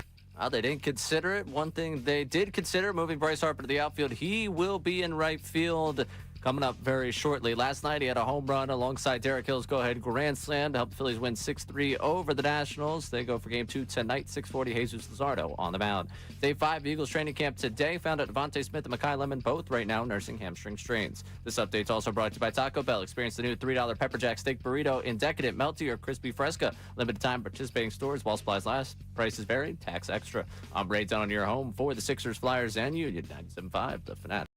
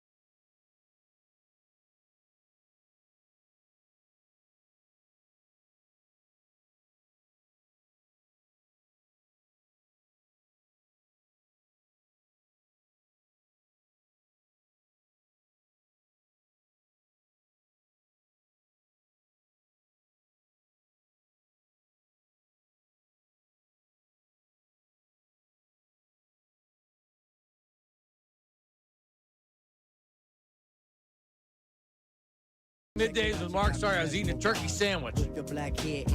Gobbled it down real fast there. I tell you what, one other thing from the beach. Is there anything better than an Italian hoagie on the beach? You know, just soaked in oil and vinegar, oregano. No mayo, though. I'm not a big oregano fan. Yeah, just... I don't tell them no oregano, but I'm not like extra oregano. Like, there's certain foods that you could eat on the beach. An Italian hoagie. We had Fink bring us some Italian hoagies on Friday. Man, I saw that DM. Shout out, Fink. Yep. He's all around. Fink Yeah. hoagies. Oh, dude, and they were, I mean, he hooked us up. That's what I'm talking about. And Ray didn't even get any either. Nope. Good. I got more for me. No, but to your point, like the pizza, and I kind of got like the first Mac and Manco's experience I had. We had it delivered when we were in Ocean City, and I was kind of like, eh. And then we got it hot on the boardwalk. You got to get it on the boardwalk hot. Yeah. You bring it home, it takes everything away from it. So good boardwalk pizza. Good boardwalk. I ate seafood like 3 or 4 times. Yeah, we did that as well. Got Mike's seafood. Yeah, we went to Mike's. There you go. Shout out. Staple. Yep. Gotta go to Mike's. Stuffed shrimp, crab cakes.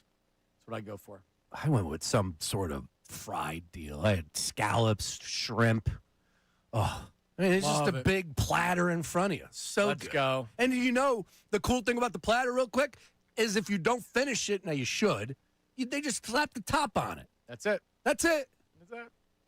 I didn't know that. Yeah. Perfect. All right, let's go out to our buddy Crossing Broad. One of the great Phillies reporters here in Philadelphia. Luke Arcady joins us of Crossing Broad. What's up, Luke? What's going on, guys? Yeah, a little bit of a busy day yesterday, but the team got better. Maybe not as much as everyone wanted to, but some improvements were definitely made. Yeah, so if you listen to the show today, you probably heard more of me complaining than really how I feel, which is they got the best hitter on the market. So while it's made the defense clunky, and we'll talk about that coming up in a second, you also got the best hitter, which this lineup desperately needed. It's not just a power guy. It's not just a 260, 25 home run guy. It's a guy that can actually help balance this lineup. It's really what they needed. Low strikeouts. He goes up there and he's just going to hit. He's going to spray it to all fields. Now, we'll see how it works defensively with the rest of the guys, but I understand why people are looking at the defensive alignment and being frustrated with it. But as far as Dave Dombrowski getting the job done to help the order, I think he did his best yesterday. Yeah, no, I think, it's funny that we're at the point where people are complaining about the deadline after we got probably the best hitter on the market, like you said. The interesting thing about Arise is, to me, is I'm interested to see today where he'll slot into the lineup, because I think there's a couple options. I think they could hit him lead off, and I think they could hit him clean up. I think those are the two options I think are the most likely. If you hit him lead off, where things tend to get interesting for me are Schwarber would probably go back to the cleanup spot, and I just can't justify going into a game and having the potential of Kyle Schwarber not hitting until the second inning. So that's a big decision that the Phillies are going to have to make. I think once they figure it out, they'll stick with it. But yeah, this is the type of hitter that the Phillies have needed for years. This guy does not strike out. He has almost just as good of splits as he does against lefties as he does against righties. He's not really just hitting one side of the mound. And he just finds a way to put the ball in play. His bat-to-ball skills are top of the league, no doubt, in my mind. So this is going to be a fun bat to add to the lineup. He's also, luckily, had a really good year defensively. He's been a bit of an odd player. It's almost a little bit of a Trey Turner situation. He's had some really good years defensively, and he's had some really bad years defensively. This is one of his best years that he's played in the infield. So we're going to get into the infield, shuffle, but it's a very, very exciting bat that the Phillies are about to add to their roster. Luke and I were exchanging text messages on Sunday, and I said, if they do not win this series against the Orioles, I hope you rip them to shreds. And we had an interesting conversation back and forth, brought it to the group chat. And my big takeaway, Luke, was that you feel like this team, before the deadline, I'm not trying to put words in your mouth, but they have enough talent What type of talent do they have in your mind, big picture, and especially now with the addition of Arise into this lineup, maybe shuffling the defense, which could backfire. But I guess the grand scheme or the big question I would ask you is what type of talent does this team have now to make a run at ultimately winning a World Series?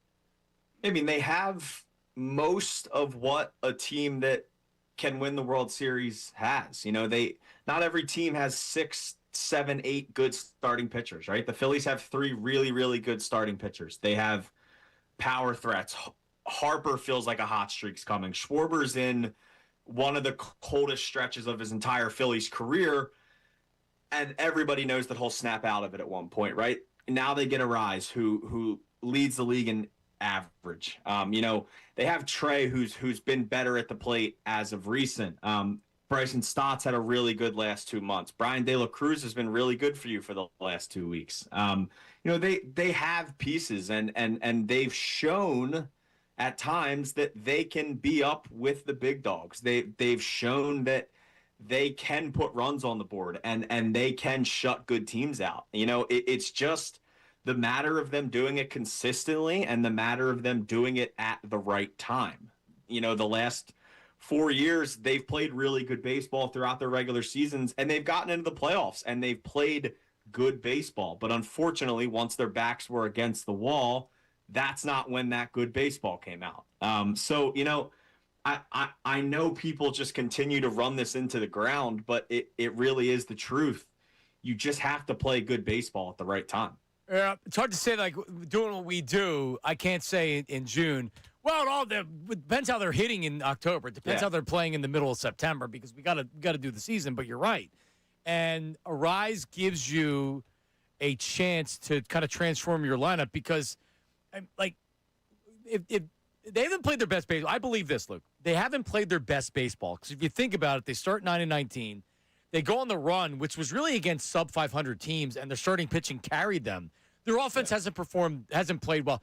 It's possible Arise comes in here and really kind of changes the lineup. All he needs a little bit of confidence because this team right now needed something, and I think Arise can be that guy. I really do. Yeah, I think he can. I think he's just, a spark, and you hear that word every single year at the deadline. But I think Arise is good for guys on this team like Bryson Stott, like Trey Turner, like Brandon Marsh. Those more contact-focused guys. Watching Arise put the bat on the ball every day is not going to hurt Bryson Stott. It's not going to hurt Brandon Marsh. Having that guy that continually gets on base. I mean, this team has the worst on-base percentage in all of baseball, and they have World Series expectations. There has never been a team that has finished the regular season 30th in on-base percentage that has went on to win the World Series. They have to address that. They have to figure it out. And they did a pretty good job at addressing that. Now, it is funny that the way they address that this deadline almost feels like a negative rather than a positive. Yeah, because the defense is clunky, and we're talking to Luke Arcady from Crossing Broad. So let's talk about Trey Turner. I know you're of the opinion that they didn't ask Trey Turner to move, so he wasn't saying, I'm not moving. No, I'm staying at shortstop, which begs the question, why didn't they ask him to move? If that's the case, if you believe the Phillies and Don Mattingly that they didn't give it any thought, why wouldn't they? Because now they've weakened 3 positions on the infield. Bohm's not as good as Harper at first base. I can't imagine Stott's that much of an upgrade over Bohm, not having played there for a while. And then Arise and Stott, all right, maybe it's a little bit of a wash, but I'll take Stott. And Bryce Harper's playing right field. Why wouldn't they just ask Trey Turner to move to left field, Luke? Yeah, it's pretty funny when you look at this infield shuffle and every player moved positions except the worst defender in the infield this year. The worst defender in the infield this year is the only one staying at his position. Yeah, from what I've heard, they have not went to Trey Turner about moving off of shortstop this year. Now, I don't think that's out of the question in the future. Granted, I do think that moving a guy from shortstop to left field that hasn't played that position in a really, really, really long time, even longer than Harper hasn't played right field, is a bit of a challenge. Granted, I think, if things got ultimately like unbelievably desperate and he was making 3 errors a night for 2 weeks straight, yes, they're going to have to make a change at some point. But they're going to, everyone hates the saying, they're going to look at the back of the baseball card with Trey and they're going to hope that he can figure this out for the rest of the season. But yeah, I'm really interested to just see how things go tonight. Alec Boehm has started 100 games at first base. Bryson Stott has not played third base since 2022. People forget he actually debuted at third base. Yeah. And Bryce Harper has not played right field since April 16th, 2022. Bryson Stott barely even remembered playing third base when we asked him about it yesterday. It's going to be interesting. Granted, I'm not worried about the switch for Stott. The defense isn't really different. It's more range, I guess, to his left. But the only real thing there is the throw. He talked about how he hasn't really thrown overhand a lot because all of his throws are all sidearm. So that's a little different for him. Harper, I think Harper will be fine. I really do. As long as he plays a serviceable right field, you don't need him to go out and be a Gold Glove right fielder for the last 2 months of the season. Alec Boehm is the one for me where I think the Phillies might, lose a little defense there. I don't love the idea of him playing first base for the next 2 months and potentially into the playoffs, but that's the situation we're at. He's been fine there when he's played there. But yeah, it's going to be very interesting to see this, basically entire infield moved around tonight. A lot of optimism for my guy, Luke Arcani. No, but it's fair. All right? I could look at it, and I could ride with you as well, and we'll see what happens when it comes to postseason play. But this team has what it takes. And then I'll just ask you this, as far as the addition with the bullpen, with Raley, is that the setup to Duran? Is he going to slide into 8? Where's he going into the bullpen? And does that change things? Should this bullpen be viewed differently with the addition that just took place yesterday? Yeah, so the bullpen got the biggest upgrade. Raley and the other piece in this San Francisco trade. Both of those guys, I think, will, pitch some meaningful innings, especially Raley. There's a chance he inserts right into your top lefty spot. I mean, Mattingly said that they like what they've seen the last few weeks from Jose Alvarado. But, Raley's numbers are pretty hard to deny, even at 38 years old. He has an ERA under 2. He's not some high velocity guy, but he just knows how to pitch the baseball. So, he's probably going to get slotted into some high leverage situations pretty soon. I think they'll ease him in, just to the new team, new catchers, new environment sort of thing for the first few games. But, if this team makes the playoffs, which I think they will, and I think they should, there's a very good chance Brooks Raley is your top lefty in your bullpen in October. All right, Luke, great stuff, buddy. Appreciate it. Read Luke, follow him on social media. He does a great job. Appreciate it, man. The man. Hi, sir. Thanks, guys. All right, there he is, Luke Arcady. Now, I believe it's a opener tonight. I'm seeing conflicting things. MLB.com has one thing for the starter for the Nationals. Anyways, you got Jesus Luzardo on the mound for minus 275. Big-time favorite. Is Derek Hill going to start for you tonight? If it's a lefty? You could easily swap him out. I don't know what the strategy would be. He's burned the Nationals multiple times this year. Throw this guy in. Well, I guess you get him out. You don't want him coming in the 8th inning, 7th inning against a lefty. This guy's a stud, man. Let's play him. So, and what Luke was saying, it's true. The defensive alignment is really kind of overpowered what the Phillies did at the trade deadline. Now, a lot of people aren't happy they didn't get a starter. It doesn't faze me. I don't think their bullpen's good enough. The moves that they made, is it good enough? I don't think so. I don't think their bullpen's good enough right now. Kirkering, I like. I don't like him in the 8th inning of a playoff game. Yeah. Bolin, I like the most of any of the guys not named Duran, but he was signed to a 1-year low-money contract for a reason. So now he's your 8th inning guy in the playoffs. It just seems like, remember, starting pitchers aren't going 8 innings in the playoffs typically. Correct. So you're going to have to go at least 7, 8 to get to Duran, probably 6, 7, 8, if not part of the 5th, 6, 7, 8 to get to Duran. So what are we talking about? I like the lefty now. I like Raley. Oh yeah. But now you're going to have to put Killian in there. Oh yeah.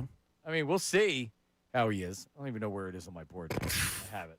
But, you got Alvarado. There you go. Killian. Alvarado. Alvarado's looked a little bit better. It gives you a say. I mean, you knew they were going to get a lefty reliever. Yeah. You knew they were going to get a righty reliever. So it looks like Palmquist is getting the start tonight. He is, I don't know if it's an opener type deal. He is out of the bullpen, lefty for the Nationals, so we'll see what happens there. All right. Well, I mean, I'll just say the same thing with Trey Turner, and Luke had said they didn't ask him. Okay, let's just say that they didn't ask him, which is fine. Why? Why is it such a big deal? It's fairly obvious that he's your weakest defender at the most important position in the infield. So you have your weakest defender who has 18 errors, and it's not just, all right, well, he commits a lot of errors, but he's really good otherwise. No, he's not. The bat isn't there, and the obvious fix is to put him in left field. But instead, you're jumping through all these hoops so he can stay at shortstop. So now, thank God, your weakest defender is able to stay at shortstop. Here's what you do. You say, hey, Trey, listen, we'll reevaluate after the season. We're not moving you off of shortstop necessarily, but we were able to get a rise. It makes the most sense to move Bryson Stott over. You go to left field. I can't imagine it would really be that difficult for him to play left field. We know Bryce has played right field, and he's been fine doing it. Could Trey Turner, who's a shortstop, really not be able to play left field? I would like to believe yes. And I had no issues with it. Matter of fact, I got Ray red. You did? When you weren't here that week. We were arguing about this. Ray turned red on me. He's the opposite of the Hulk. Got to come up with a name for him. But yeah, he got all red because that's my take. It's like, dude, I don't care. It's the middle of the season. Trey Turner is making a lot of money. A lot of money. Now, with that being said, I think you hit it on the head by saying this isn't something that we're locked in. And that's what they said to Bryce Harper. He's only going to do it this year, and he's going to move back to first. Okay, great. The exact same thing. Same thing. And guess what? If he goes out there and he stinks in a series and he's dropping balls and he can't read it coming off the bat, then you don't stick with it, obviously. Now, do you have a huge... that would suck. That would suck. Now, is that a huge issue? Of course, but at least you're trying something different. This, you're moving 3 different guys around, something that we've never seen before. Yeah. Just play the circus music. I agree. Yeah, I mean, if Trey Turner can't play left field and he's a major league starting shortstop, that's a problem. If he played center field, albeit as a rookie, is there, Pat Burrell played left field and he was fine doing it. What are we talking about? He's not going to end up on his ass like Schwarber. Just think about that image. They put Mundo Sosa in left field and he's been okay. There you go. Perfect. His problem is he can't hit anymore. Amundo Sosa!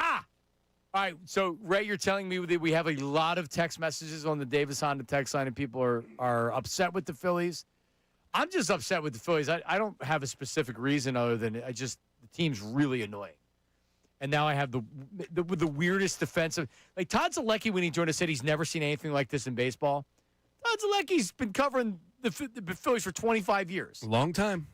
All right, Ray, what do we got? All right, we got a texter here. Where'd it go? Jim in the Northeast. Is it Dave Dombrowski's fault that Harper, Schwarber, Turner, and others don't come close to the back of their baseball cards when it's playoff time? I'm sorry, say again? Is it Dave Dombrowski's fault that Harper, Schwarber, Turner, and others don't come close to the back of their baseball cards when it's playoff time? Yeah, but that's also it may not be on the back of the playoff of their baseball cards, but Google their stats and playoff stats come up. He signed them. And he kept them together. This isn't 1 year. Since that Diamondback series, they have been cold. That's 23, 24, 25. This isn't 1 year. And he elected to do it another year. So that's 3 years. If we say, okay, it happened in the middle of the Diamondback series, I think you should include that. But this isn't just even the second year.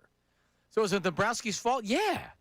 He elected to go with this club again this year, didn't he? He signs off on it. Yeah. We have a good club. Right. All right, Marty in Havertown. Happy that we have a rise, but as John from Manayung said, Dave gets himself into these positions because of his overall poor performance as general manager. Because of his missteps, he ends up having to overpay for short-term rentals. Google Dombrowski, Detroit, and Boston did the same stuff there, hand out long-term contracts for past their peak veterans and depleted his farm systems. Yeah, that was kind of his MO. Yeah, it does feel like it's trade deadline to trade deadline, right? And I don't, we're talking about the offseason. It's not a good thing when that is, the plan of attack. It's really tough when, this year, every trade deadline's different, but this year, as you saw, the price was really high for our rental. that didn't have a lot of suitors in the offseason. He signed a 1-year contract to rise. You gave up your number 4 prospect, which, by the way, he's not just a number 4 prospect. He's a rising prospect, a guy with elite stuff. So you had to give him up for a guy that's going to be here for 2 months. That's a lot. You can't live and die like this. It's like trying to it's like trying to win in the NFL with free agency. If you're not drafting well, you're not winning. The teams that are good draft and develop well. The Phillies have not done that. Look at their young players. Justin Crawford's not doing great this year. Stott has not developed well. Bohm has not developed well. Marsh has been okay. He was a trade. For the most part, their best players are free agent acquisitions.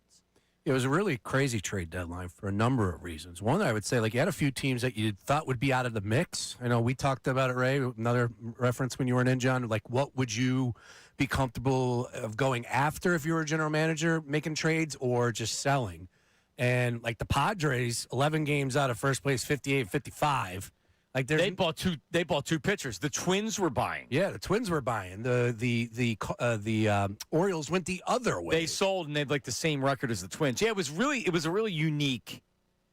And the Red Sox overpaid for a often hurt catcher, which was odd. Adley Rutschman, which is a guy that I wanted in the offseason, but I guarantee Dombrowski made a phone call to them. But you saw. They're scared off of what the asking price was. Yeah, they gave up a lot. They gave up a ton to get him. All right, coming up, we're going to talk a little 76ers because Jaylen Brown's going to be introed on Thursday to the media. He spoke on his Twitch stream last night about playing with LeBron, being disrespected, and the text he sent the starting 5. This is great stuff. That's coming up next. Middays with Marks, 97.5 The Fanatic. Guys, talk about your hair for a second. So maybe you're going bald, and you're like, damn, I don't like where my hairline's going. This is perfect. This is why I talk about Morgenstern hair restoration. Maybe you've already lost a lot of hair, or you've lost a lot of hair, and you're like, oh, man, I need my hair back. Morgenstern hair restoration, because whether it's a hair transplant or you're talking about keeping your existing hair, that's Morgenstern hair restoration. The experts in the industry, over 30 years of experience doing hair, and in 30 years, things change, right? That's why you always have to be above the sides. That's why you have to follow the trends, and it matters where you go when you're talking about hair, and that's Morgenstern Hair Restoration, the same team that I've been with for 15 years. So getting your hair back, man, they can do it better than anybody else. That's what I did. But if your hair is starting to thin and you're considering a transplant, you know what? We're talking about personalized treatment plans for every stage of hair loss. So transplant, yes. What about topical medications, PRP, Exome, stem cell? They really have it all. Want to keep your hair, want to get your hair back, MorgensternHair.com. They even offer beard and eyebrow restoration for men and women. MorgensternHair.com. Morgan with an E, MorgensternHair.com. 610-831-HAIR. You can call and speak to their hair team. Tell them that I sent you. 610-831-HAIR, MorgensternHair.com. Now on 97.5 The Fanatic Sports Update. Day after the deadline, I'm Ray Dunn with this Fanatic Sports Update. The Phillies, a pair of trades yesterday at the 6 o'clock Major League Baseball trade deadline. They got left-handed reliever Brooks Raley from the Mets. Slots in the back end of the bullpen, currently sporting a sub-2 ERA. They also got reliever Caleb Killian from the Giants, but the big name in that Giants deal, second baseman Luis Arise. Arise going to stay at second base, moving Bryson Stott over to third, moving Alec Boehm over to first base, and sending Bryce Harper out to the outfield. Harper, on what do you do for this team? I mean, I've said in years past, I know everybody thinks it's crap when I say it, but it's not. I think any chance that we have an opportunity to win, I'd do anything for this organization, and they know that. What he's doing is moving out to right field. Last night, still your first baseman, hit a home run. Derek Hill, a go-ahead grand slam for the Phillies in a 6-3 win over the Nationals. Lazardo on the mound for the Phillies tonight. Game 2, 6:40 start against Washington. Day 5 Eagles training camp is today. Devontae Smith and Mekhi Lemon both not practicing due to hamstring strains that are not believed to be anything serious. This update is brought to you by AutoZone. Get in the zone, free battery testing, free battery charging, and replacement batteries that fit your needs. That's what makes AutoZone America's #1 battery destination. Get in the zone, AutoZone. I'm Ray Dunn on your home for the Sixers, Flyers, and the Union. 97.5 The Fanatic and the Fanatic app.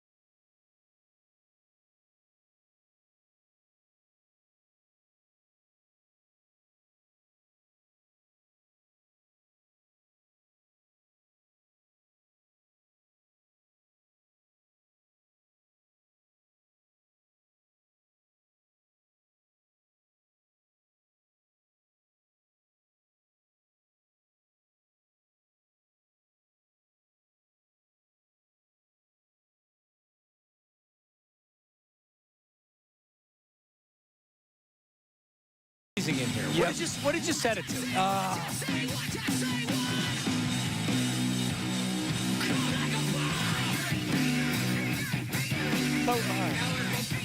right. Okay. And now, as I've said 100 times, I'm back from the shore, so I'm really cold. But it was hot. It was steamy in here.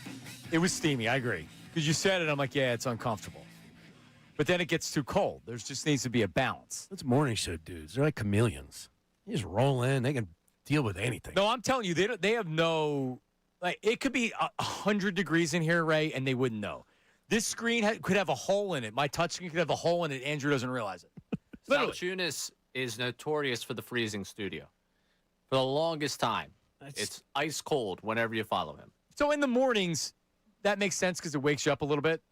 I'm like, so do you pay attention to what's on TV? I can't see it. Yeah, you can't see it. That's the issue. But when I used to get done at 6 o'clock and Jody Mac used to come in the studio, I literally wouldn't even know if the TV's on. I don't pay attention at all. I'm locked into the radio. I'm not watching what's going on TV. And he would come in and like change the channel. He's like, what are you watching? I'm like, Jody, I say this every time to you. I'm not watching the TV, bro. What are you you watching? Well, he comes in, he does a show, and he's watching the TV like during the breaks. Man, I don't know. Anyway. Yeah. There you go. No, I just have the MLB network on and just keeping up. Obviously, yesterday a little bit more active as far as the crawl, as they say. But, it gives you all the good information as far as the numbers are concerned. Was our boy LaRosa, Mark LaRosa on the misread the calculations. Every time you bring up Major League MLB Network, that's what I want to hit. Yeah, DeRosa's not there today. Not sure where he's at. Guys dragging. Yeah. Well, you said it earlier, and I was waiting for the Zero. drop. Anyway, so listen, it's finally Jaylen Brown is going to be announced. I think he was like vacationing, and that's where he was. So he is back. He was streaming last night. The 76ers are going to unveil him to the media and the public on 2 p.m. on Thursday. So 2 p.m. Thursday, not from Camden. You know why, Sean? Why is that? Because Jaylen Brown wants to get involved in the community already. That's what he does. That's what he does. That's what he was known for in Boston. That's what he's going to be known for here. Where is it, Ray, that they're going to be doing the press conference from? Great question. I heard Francisville somewhere, but that was not in the release that I got. So does Vito know the answer to it? It's like some field house that's over in West Philly. By Cobb's Creek. Yeah, by Cobb's Creek. It's a rec center, is my understanding. And I have actually have the Francis J. Myers Rec Center? Francis J. Myers Rec Center. So this dude's already rolling up his sleeves, and he's getting in the community, and that's where they're going to do the unveiling. So that's 2 p.m. We'll obviously carry it here on 97.5 The Fanatic. But I am so excited for this. And we're not even talking about LeBron yet. No. This is just the appetizer for LeBron James. But, man, this is something else. So he streamed last night. I know you get notifications if he streams. I try and tune in. Try and watch. This one I was kind of up doing some things, getting home, all that. But, yeah, I try to tune in. I watched him working out in the gym a couple days ago when I got that notification. He doesn't get a lot of people tuning in. It's not like he's hitting 100,000 people watching him stream, but he is genuine, and it's Jaylen Brown right there. What up, chat? All right, Ray, what do we got? What does he do for like an hour or until he's done talking? Yeah, I think yesterday was more like 40 minutes. Normally it's right around there. Okay. Yeah. All right, well, Jaylen Brown is talking about, you can just tell me, Ray. Yeah, he's talking about wanting to win more than anything. Feels disrespected. There you go. I'm more inspired to win than anything because I feel like I've been a little bit disrespected in this process for whatever reason for people that I thought valued me and everything that I brought to the team in the city. I found out quickly that may or may not be the case. So I want to win more than anything. So I'm looking forward to that journey, that approach, the leadership, the sacrifice, and whatever it's going to take. All right, so he's obviously talking about Boston. And I would feel the same way. You won a championship. Jason Tatum was out for most of last season, and he carried the team. He had a great year. And it sure seemed like they wanted to trade him, then they did. Yep.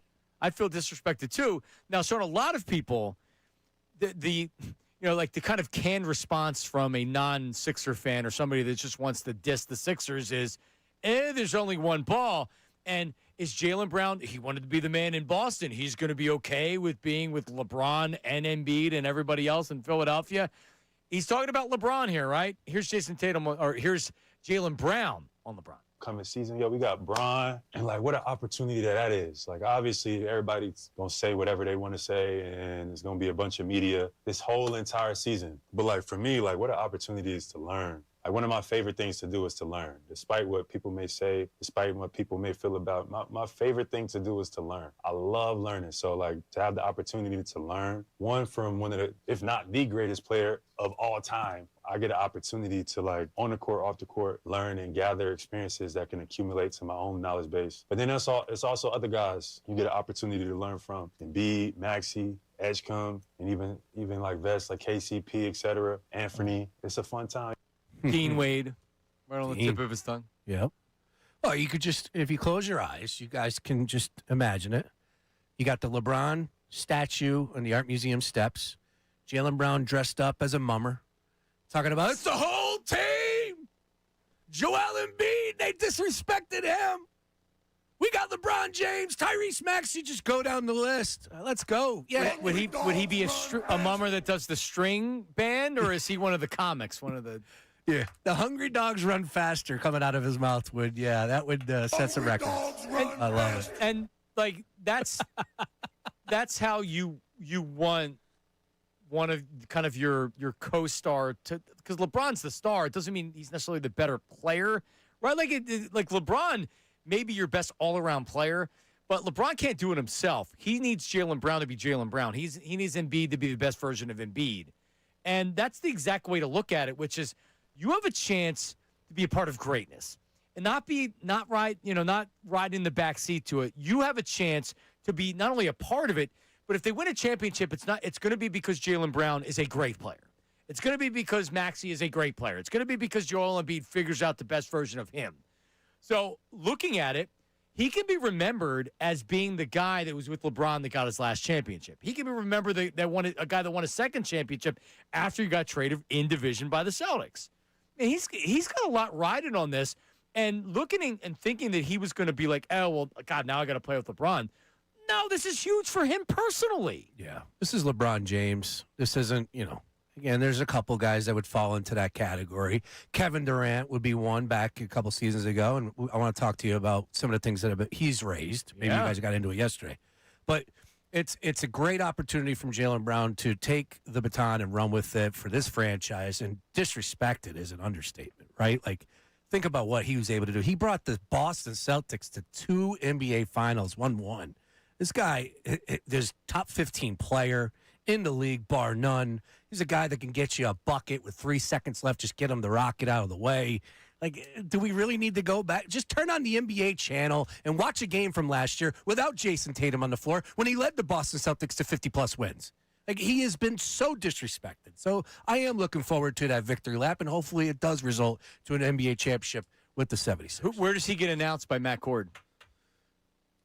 Where in the 5? So I guess you go Maxey 1, right? Because what did Maxey do last year? Was Maxey 1 last year? When Embiid plays, I think Maxey's all right, first. so you're not changing that. Embiid's last, Maxey's 1. Edgecombe 2, Jaylen Brown 3, right in the middle. I might even go your guards first. I might even go Jaylen 2, VJ 3, LeBron bleeping James 4. But then don't you go guard, forward, center. I don't think that is required. And Matt Cord told us that. Well, it's not like a mandate. Well, when you get 5 players like this, I just think, dealer's choice at that point in time. Have a little fun. But, you don't change it. Embiid's still your last guy. Tyrese is 1. Everybody else is new here. Hold up. Edgecombe's good at 2. So I think Jaylen Brown's perfect right in the middle of the starting 5, Ray. What do you think? I mean, I'm willing to have the conversation with Maxey about, why the new guys go first? Okay. No, Maxey deserves top billing. It's his top team. billing's last. Well, what I'm saying is that to be announced first, because being announced first is better than being announced third, right? Maxey's earned, if he wants to be number 1, he can be number 1. Yes. It's Maxey's choice. Right. He can, which is why I would go and ask him, hey, you all right? I love the fact we're talking about how they're going to get announced. Has Matt Cord announced he's returning? No. Oh, okay. No. I didn't know if that changed. No, I mean, I've talked to him a number of times about it. I mean, Sixers, just get it done. Did you hear AI texted him? Yeah, do the deal. Hey, Matt, we haven't hired anybody. You know what? Let's go. Or you just bring that person in to learn from Matt the final season. That'd be a great. You know, Colarulo asked Matt for AI's number. Would you ever do that? I kind of respect it. I do too. I wouldn't. I would never do something like, but that's what you have to do, and that's what Bill is doing. I salute him. Bill's an army. And then Matt said he didn't have it, and then Matt announced he got the text from AI. So Bill's like, he had his number. He actually didn't. He didn't have AI's number. A mutual friend of AI texted this guy and said, hey, do you have Matt Cord's number? I want to text him. Yeah. And he texted him. It was after Bill asked him. You can give Bill AI's number. AI ain't replying. I'll love and respect. Well, if he replies, it's not going to be sure I'll come on the show. I hear you. All right, so quickly on this. I said last week, the most important piece to the puzzle is Nick Nurse. Fair or foul? I guess. I don't know. I mean, is he important? Sure.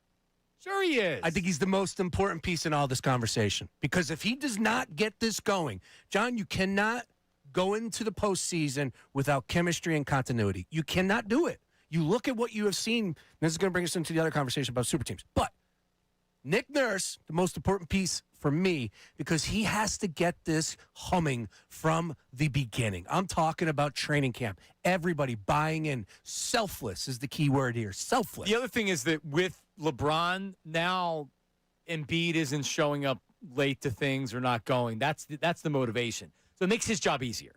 Even though, like, if they start off slow, which, who knows? He's going to be the one with his ass on the seat, the hot seat. But I don't even want to get into that. Like, I don't even want that to peak up this whole season. Oh, Nick Nurse can't be the guy. And that follows LeBron. Coaches get fired when they coach LeBron. Now, at this stage of his career, I don't know if that's going to be the case. The expectations have never been higher for this team. Oh, God, yeah. Since I don't even know one. I told you, everybody is fired up about the Sixers. All right, Ray, let's do one more. We do have one more from Brown. He sent a text to the starting five. Jaylen Brown, here it is. I told the team, I told VJ, Max, LeBron, and Embiid, and you can ask him. I told VJ, LeBron, Max, and Embiid, we win the championship, everybody going skydiving. Brian texted me back and said, boy, hell no. Yeah, no way. As someone that went skydiving before. You have? I have. And it was awesome. Oof. But, yeah, I don't think those guys need to go skydiving. I can't. I would love to sit here and tell you. No, I still got to get a tattoo, and I will. I would love to sit here and tell you that if they win the NBA championship, I'll skydive. Boys, I'll do anything. I cannot stomach heights. I have a family. I can't. I can't even think about being in an airplane. Like, I don't know what that terminology is, but when you feel it deep in your plums and your loins, like you get that bubbly feeling. Right, so, Ray, would you go skydiving? No. Yeah. The name of the place is Free Fall Adventures. We actually went right before 9/11. It's kind of creepy. Because if you want to, you have to skydive a certain amount of times, and you can't go more than a month without skydiving. If you want to do it solo, because you do a tandem dump. You just can't go to the place and be like, here, we're going to throw you out of the. No, you go with a professional that's certified. I mean, it's still amazing. But you go up in this clunky plane. Yeah. And you're at, I don't know how many thousand feet. You're up high. Because you don't pull, I think you pull the cord at 5,000 feet. Pull the cord! Right. Utah! And you go up. And, you're not in it. This isn't a private jet or a commercial plane. So you're like sitting there like, and they roll the door up. And then everybody gets up and you start going. And you walk up to where you have to jump and you look down. No. See, I just got that feeling right there. And you know what you see? You see pools because you do it in New Jersey. And you look down and you're like, oh, my God. And then they go 1, 2, 3, and you jump. Nope. And it was, you get adrenaline that doesn't leave you for maybe a week. It's unbelievable. I mean, you get done, it's like, I want to do that again. I'm never doing it again. No. And I had a videotape of it. Really? Because they have somebody that jumps with you, then like just point, they're just like next to you pointing to, like it's on their helmet. The GoPro, yeah. Right, there's a GoPro on the helmet. And you get a VHS tape of it. I don't know where it is. I guess I was better with heights back in the day, a little bit better, but like no roller coasters for me, no airplane. Like I hate flying. No. Oh, I don't care about any of that. I had an anxiety attack on the Ferris wheel at Ocean City, New Jersey, because I was all the way at the top, and I'm looking at these bolts. Oh, yeah. And I'm like, is this really what's the difference between me being alive and dead? Basically. I've never been on a Ferris wheel since. My kids were like, we want to go. And I'm like, yeah, you're going to go with your mom. She's like, I'm not going. I do the double shot because you're not up there. Like, literally, I'm up the top of the Ferris wheel, which is really high up. And I'm thinking, and you're not moving because everybody is getting off, and then you move one spot, and then more people get off. I don't mind doing the free falls and, like, those things. I just don't like sitting at the top of something. Yeah, I can't hang with anything that's height related. Again, I'm on an airplane. I often think to myself, like, could you imagine being a professional athlete? Like, these guys fly every other day. And it's just like, no, I could not. I got over the airplane thing, but the heights thing, like you're mentioning, we did the cliff, like climbing and walking while we were out in California because everything's got a cliff out there. You can't just go straight to a beach. Everything's got to walk down something or up something. I was so out in it. And like my friend's sitting on the edge. I was like, oh, yeah, no thank you. And I don't want them doing it because I'm like, I think you're going to die. And I'm not going to be able to process that ever. Like, Yeah, you guys give me the reason that I go into a dark place. I'm getting anxiety right now. Correct. Just thinking about it. Yeah. No, I don't like that. One quick question. I know we're up against it. Right. What's your definition for a super team? What's your, like, when it comes to it, is there... They have it. You think the 76ers are a super team? Because of Maxey. Were the Heat a super team? Yes. And who are their other two starters? Joel Anthony and who? But the three were legit. Yeah, Chalmers, yeah. So Yeah, like you like they go 4 deep on this team, and then Edgecombe is the young guy that's an up and coming stud. He's not there yet, but any veteran that looks at Edgecombe says, that dude's good. Like he's going to be good. Ray, do you think this is a super team? Absolutely. They got to cash the check though. They wrote it. Now if they win 62 games or they win 60 games, yeah. You think this is a super team because of Maxey? I guess I can get there with that because I look at LeBron at the stage of his career and the question marks around Joel Embiid's health. None of that's changed. All right, Embiid won the MVP how many years ago now? A couple of years.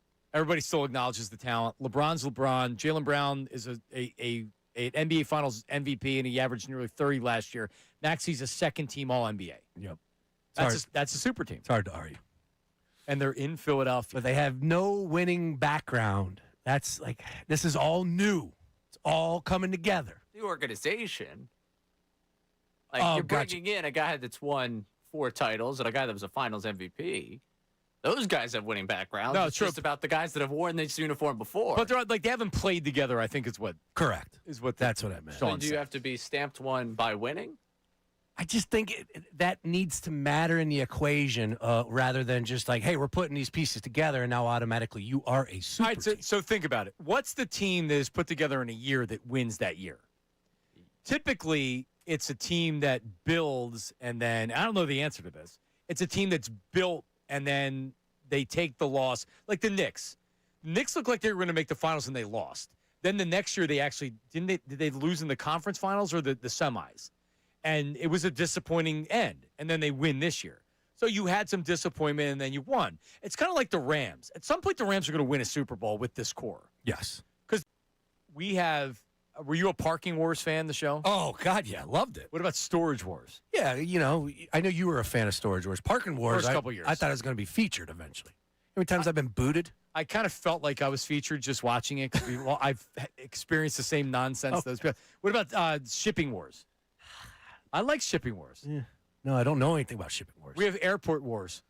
John Clark had an exclusive, but is there a new airport stalker who has emerged? There has. That's coming up next. We'll give you the details. Play the audio. Middays with Marks, 97.5. Now on 97.5 The Fanatic Sports Update. Headlines gone. I'm Ray Dunn with this Fanatic Sports Update. This update's brought to you by Rosenbaum Injury Law. If you've been injured, don't settle for less because winning means everything. Call Rosenbaum & Associates today for a free consultation. The Phillies made 2 moves yesterday at the deadline. Reliever Brooks Raley from the Mets, left-hander, sub-2 ERA, slots in the back end of the Phillies bullpen. Also acquired reliever Caleb Killian from the Giants, but the big name from the Giants, second baseman Luis Arraez, who will play second base for the Phillies. Was there any consideration to moving Trey Turner off of shortstop, moving Stott too short? Not if you talk to the Phillies. Not at this point, no. No, and, he has not had a good defensive year compared to last year. He's been a little better here recently. He went through that struggling time, but no, there was not that concern. So right now, the way they'll line up defensively, Bohm at first, Arise at second, Turner at short, and at third, Bryson Stott. We'll keep you updated with that. Last night, the Phils got a 6-3 win over the Nationals. Game 2 of that series tonight. Jesus Luzardo taking the mound for the Phils. Day 5 Eagles training camp is today. Devontae Smith and Mekhi Lemon not practicing due to hamstring strains. The team does not believe they're anything serious. This update is also brought to you by Verizon Business. Verizon Business experts love small businesses, so they come directly to you on your schedule with real expertise tailored to your needs. Make an appointment with a Verizon Business expert. Go to Verizon.com/book today. I'm Ray Dunn in your home for the Sixers, Flyers, and Union. 97.5, The Fanatic.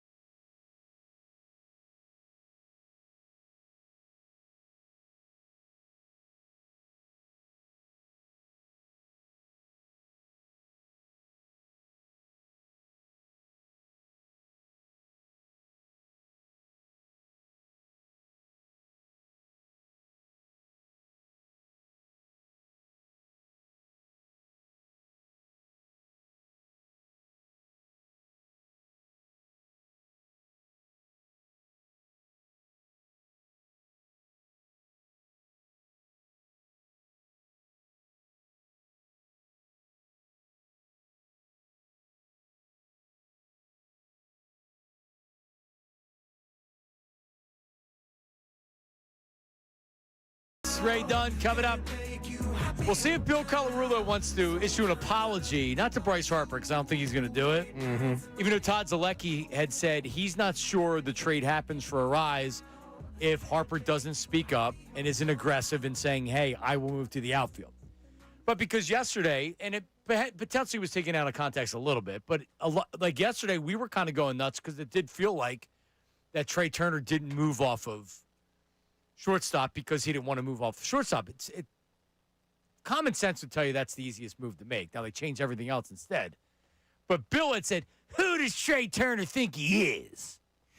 So we'll see if he wants to apologize for it. A lot of people got mad at him. He definitely needs to take it easy on Bryce. I just, Bryce is a big boy. He can stick up for himself. But, I don't get it. Why have, the ill will or the feelings that he has towards Bryce? This guy's done everything possible. He's selfish. He's selfish. He threw his teammates under the bus. By answering a question. That 25th person on the roster that's going to lose their job. What if something doesn't happen? If he's hitting below the Mendoza line, only 15 home runs on the season, booting the ball over the place, the Phillies are losing, I could get down with that. But this dude is a leader. It's his team. How about he put pressure on the front office and ownership to make a deal that was going to matter? Because you know why? Every fan agreed that this team needed major help. And Bryce came out and said it. So good. Yes. Glad he did. I totally agree. He's a leader. He is. It's his team. He is, of course, walking the walk, talking the talk, right? Like, this is what it's all about from your star players. And Bryce has just delivered. Dude, he had a decent postseason last year, right? Am I saying the year before? I don't, here's the bottom line. I don't think he did. It's the year before he had an okay postseason. Here's the bottom line. All these guys, including Bryce, need to be better in the playoffs. Yes. Period. He knows that. Yep. They're not stupid. They know that. So, all right, am I just going to hate him because they need to do that. And if he has another year in the playoffs where he doesn't hit worth crap, he's going to get more people that are against him. He's got 24 bombs. President of baseball ops was questioning him at the beginning, making his life I guess difficult. we only find out if he becomes elite or he continues to be good. Yeah, he's elite. He's elite. Another bomb into the bushes, as T-Mac said. Yeah, he launched it. That was a long one in center field. And Bryce is at his best when he's going center field. Oh, I was going to say, I thought he does really well against the Nats. That former team. He does. He likes being booed. But he was at home last night. Anyway, all right, so John Clark, who is notorious, and I would like to pretend I don't know how he gets his airport information. I do, but I'm not going to put it out there. But he obviously has some inside information because anytime somebody's traded, look who comes out of nowhere, John Clark with the camera and the microphone. Johnny Airport. And he got Luis Ariz the walking, what's that thing called? The walking escalator thing. What's it called, Ray? People mover. So instead of walking down that long hallway after you get off a flight, you have the escalator that's, that moves for you. Except it's not going up, it's just going across. Was he on that? No. But that would have been awesome. It was next to it. Okay, yeah. So Luis Ariz, who flew coach from wherever he came from, all of a sudden, John Clark, who's not short like me, he's a big, tall guy. He comes out of nowhere with a camera, and it's like, And he looked like he was kind of deer in the headlights a little bit, Luis Ariz. Do we have the audio? So here's how it sounded last night. John Clark gets him at the airport. Welcome to Philly. What are your thoughts about being traded here? I'm really excited. I'm really tired right now, but I'm excited, especially we won the game tonight. So I can't wait to come tomorrow and enjoy with the guys. What does it mean to you that Bryce Harper is moving to right field and you got two other guys moving for you to come here? It's a lot of respect. It's a lot of respect, especially Harper moving to right field, and then they give me the opportunity to come here and play second base. Wow, it's respect. It's a lot of respect for me. How cool is it to jump right into a playoff race and in front of these fans? Yeah, that's why we play baseball. We want to win, so especially me. I'm here to help the team win. Welcome. Thank you, guys. Love that guy. Who, John Clark? Well, I love him, too. Yeah, I was going to say, that's pretty good. That was good. Yeah, good interview. Quick hitter. Yep, got four good questions. Good question about Bryce moving the right field, what that means. I mean, think about it. Yeah, Bryce Harper's changing positions so you can play second base. Yep. It's pretty cool. Oh, yeah. But, listen, I thought John Clark has established himself. That's his turf. Okay. You know, it's like with the mafia. Yeah. You don't invade on other people's turf. I mean, you know, they want a piece, they can come ask for a piece. Sure, other reporters could be doing the same thing John is and crowding and getting the microphone in there. Or like Colin Newby, our own Colin Newby, if he wanted to, he could invade and could have been at the airport trying to get a shot. But normally that doesn't happen, right? Yeah. Not so fast, my friend. So what happened later on at night? I didn't even know this till you told me. I guess a competitor. Was it Jeff Skversky? Wow. Where did Jeff Skversky get him? Did he get him a baggage claim, Ray? That he did. Here's Jeff Skversky, Fox 29. Can you tell me just how excited you are to come to Philadelphia? I'm really excited, especially this team. We win tonight already, so I'm really excited to get here, and I can't wait to get to the clubhouse tomorrow. How much of a difference do you think you can make? I don't know if it's different, but it's gonna be a lot of good energy there. So I can't wait to go there tomorrow and then do my thing. You know what Phillies fans are like. Can you envision playing in front of them now when they're on your side? Oh yeah, I play a lot of Philly. Good question. 2023, especially when we play in the playoff, and when I see the fans get loud every day, it's gonna be a lot of energy. Yeah, and when you look at this lineup, it is stacked. This team is stacked. How deep can this team go? A lot of people were afraid of the Dodgers, but how deep do you think this team can go? I mean, for me, Dodgers is Dodgers, okay? But we just have to go there and play the game, you know? So we have a really good lineup. We have a really good team. And I can't wait, man. Like I said, I can't wait to go there tomorrow and meet my teammates. Awesome. Yeah, I mean, just like Daryl Morey said, a deep team. I don't know how stacked this team is. Both of them veterans, though. Skversky, John Clark, quick in and out. Skversky's a veteran. Good questions. Right. I'll give John the slight win as far as his questions. But like, listen, you go to the OG. All right, let me get in here. All right, let's break this down. The big difference is John Clark had a microphone and a cameraman. Skversky running it by himself. Really? So that was just him on the phone and I think holding a microphone. So we got to give a little bit of an advantage to Clark. So Jeff had to do it by himself. Correct. If you're NBC Sports Philadelphia or NBC 10, you're like, it's not a matter of what you're doing. It's, John, what time's the flight coming in? Let's go. Boom. We have a cameraman. Yeah. Now, John, if I'm John Clark, I got to send a little text message to Skversky and say, hey, you crossed into the wrong territory, Holmes. Now, do you think that it was arranged, hey, you can have baggage claim, but don't you dare?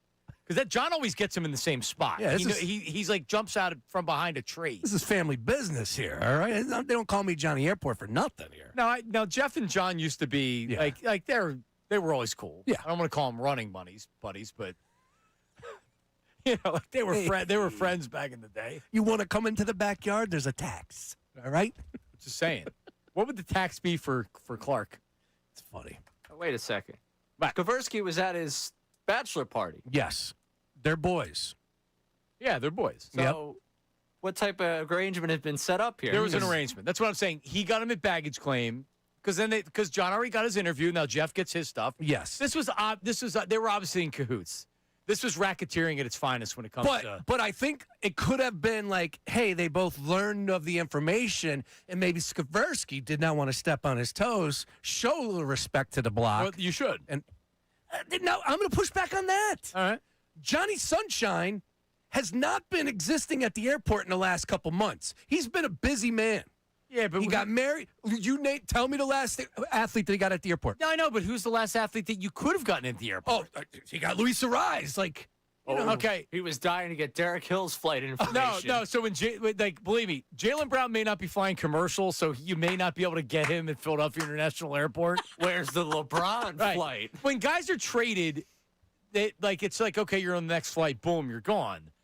Yeah, I mean, being able to plan when you're coming in, I don't know if he's going to get Jaylen Brown. I once dipped my toes into the airport water. You did? I did. What, trying to do that? Yes. With who? I forgot even I did this, but this was 2017, and the Philadelphia Eagles needed help at the wide receiver position, and they got Dorial Green Beckham, and I went down to the airport. Oh, yeah. To get DGB? Yeah, because I learned of information as well. Now, the funny thing was there were so many people on the timeline that this would have, like if I was alone And I would have got this interview, right, as big as DGB was. Oh, man, what a huge get. A monster get, right? Unbelievable. But the amount of people there on a timeline going, you can't steal John Clark's bit. You're a fraud, Brace. You can't do that. So it wasn't even worth it in the grand scheme of things. No, Funny thing was, Big Dom said no to everybody. It was me, Clark, and then there was another outlet. And Big Dom was like, nope. He shut it down? He shut down everybody trying to get like just a word. Now, Clark, being the veteran that he was, gave everybody some space and walked back through. And I kind of waited off. I'm like, all right, I'm not here to rub people the wrong way. And then Clark ended up getting them as they were walking. It wasn't anything long. There's no way that Skversky wasn't tipped off or Skversky didn't reach out. Yeah. It's like when you watch The Deadliest Catch. You form alliances to where it's like, all right, like we work together, and then when I need you in the future, you're going to give me information in the future. I could dig it. So John Clark gets the exclusive when he's walking down. And like, let's face it, there's many more eyes on Clark than what Skversky's doing with his own phone. But it's still good for Skversky. Absolutely it is. All right, yeah, and if they're buddies. Speaks volumes down there at Fox 29, I would assume. Yeah, Getting for sure. that. Good for him. Yeah. All right. Ray, why don't you start going to the airport? Yeah, Ray. I'll have the scoop. Send Petrilli down there. Oh, that's what we need to do is put Petrilli at the airport. Can he be our stuttering John on the red carpet of things? And I actually want him to be on the baggage claim, just riding it, going around. Coming up next, YouTube chat recap and a lot more. Middays of Marks 97.5. This is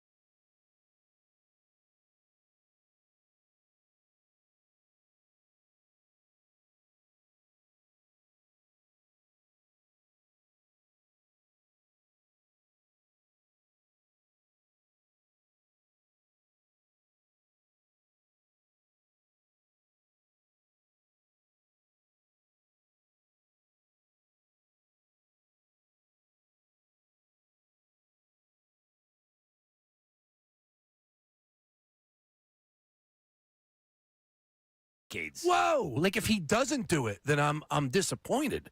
I was just saying I haven't seen it on the timeline in a minute. But you're right. The last guy worthy to travel down to Philadelphia International and pay the parking fees. It's been a little non-existent. It's been lacking in that category. I don't think it's lame at all. I think it's awesome. I think it's funny. I think it's different. You think anybody was bothering to rise out there in San Diego or San Francisco at those airports? No. Philly, this is what we do. What John does, This needs to be a part of also like traveling secretary here. Hey, your arrangements for the flight, this is the hotel you're going to be staying in, this is how you're getting to the ballpark, whole thing. And oh, by the way, this large man with an NBC Sports Philly mic flag is going to be chasing you down at the airport. Like, that has to be known at this point. That's part of what you tell an athlete about going to Philadelphia. Right. John Clark's going to have a microphone in your face 35 seconds after you get off the airplane. Right. As soon as you are past the legally allowed spot for a man to be that doesn't have a ticket to a flight, he will be there to get you. Arise took pictures with people. Did he? That's cool. Oh, this is really good. Yeah, it's Skaversky's following him now. That's yeah. It was kind of I don't know if you guys feel the same way. It was relatively uncomfortable watching the interview with Arise and John Clark because it's just awkward. Because he's obviously he's not comfortable doing it. I mean, John didn't do anything wrong. John's a reporter. He should do that. He's awesome. Yeah, and there's other people there too. See, this word gets around. This is interesting. Now, these guys are trying to get autographs. There's autograph people. Oh, okay. There's already those scum out there. They're trying to get some Phillies item autographs so they can put it on eBay for $5. The grind never stops, John. You're correct. All right, YouTube chat recap coming up in a second here. So there's been a couple big signings in the NFL, including Zay Flowers, 4 for $140, $35 million per year, but $108 million guaranteed. All right, this is why you sign your players early, because if you waited, now you got to pay. Zay Flowers had 86 receptions, 1,211 yards, and 5 touchdowns. I don't know. He's been good. Mm-hmm. Doesn't it feel like Baltimore needs more weapons, though? Yes, I would think so. I would think that they need to change up a little bit more of their approach. So that's going to be something that's going to happen now with the new man in charge, new play calling, all of that. But, yeah, they've always seemed like they were just one wide receiver down. That's why we were yelling about it being the perfect fit for A.J. Brown to go to Baltimore. Yep. Well, $35 million a year, $108 guaranteed for Zay Flowers. And then Bijan Robinson resets the running back market. 3 for $75. Highest paid running back in NFL history, $51 million guaranteed.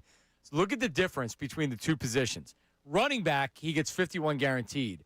An above average to Pro Bowl level wide receiver gets $108 million guaranteed. Bijan Robinson is clearly the better player. It's just the position. And honestly, I'd rather have Bijan Robinson than Zay Flowers. Oh, yeah. Not even close. No, not even close. Ray, you agree? Sorry, I was trying to Bijan Robinson gets $51 million. Zay Flowers gets more than double guaranteed that. Bijan Robinson's a better football player. Yes, correct. I'd rather have Bijan Robinson on my team than Zay Flowers. Absolutely. But he's a running back, so he gets screwed. Yeah, he gets screwed. It's amazing. Because you're just assuming he's one bad run away. He's multiple years away from it being over. Yeah. Yeah, Zay's great. All 3 seasons in the NFL, over 100 targets. 2 out of 3 for his rookie season, over 1,000 yards. He's productive, but, I mean, if you're giving me the choice between a 5'9" wide receiver and Bijan Robinson, there's not even a question for me. Yep. Now, Jahmyr Gibbs is thought to now be the one that gets the next contract. He's holding in with the Lions.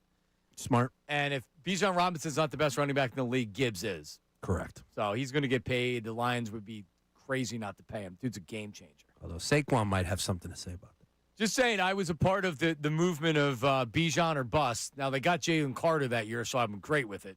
But still, there were a lot of people that were like, you don't use a high draft pick on Bijan Robinson. He's a running back. Dude's a game changer. Same thing they were saying about Saquon with the Giants. And yeah. I argued with it then, and I will continue to argue with it. Look, you can do whatever you want with your team. Me, I'm going to take the best talent that's available most of the time. I understand when it comes to money and that next contract, but a guy like Saquon Barkley, you did not pass on. Same thing with Bijan. Well, and Jahmyr Gibbs, everybody said they overdrafted him because they took him, 16 or something like that? They did not overdraft him. Dude's unbelievable. But, the running back was looked at maybe the end of the first round, early second, and these teams wisely are valuing the running back position. Now, Atlanta makes a little bit less sense because they didn't have a quarterback. They have a lot of needs on their team. It's like they have a running back, but it's not going to matter. They don't have everything else. But if you're looking for a finisher, it feels like the Eagles. The Eagles with Saquon Barkley made a lot of sense. They had everybody else at other positions. Running back made sense. Anyway, there you go. Football season, baby. We are in the month of August. Do we have a Hall of Fame game on Sunday? Is that this Sunday, Ray? I think it's this week. Good God. Kenny Pickett getting the start for the Panthers. How about Thursday night? What? We got football back in our lives. Carolina at the Fighting Jacoby Brissett's. Yeah, Pickett. Arizona. Well, not at, because it's Hall of Fame game. Yeah, there you go. That's funny. Good, man. And then in the month, 29th, week 0, college football. It's here, boys. It's here. Eagles' first game is bing, bang, boom. Is it the 15th? It is that Sunday after the Temple game against Penn State. So the Temple 13th. Penn State 13th. There you go. 13th. Yeah. The boys of fall. Kenny Chesney. I can hear it in my ears. Okay, so it's a Saturday after.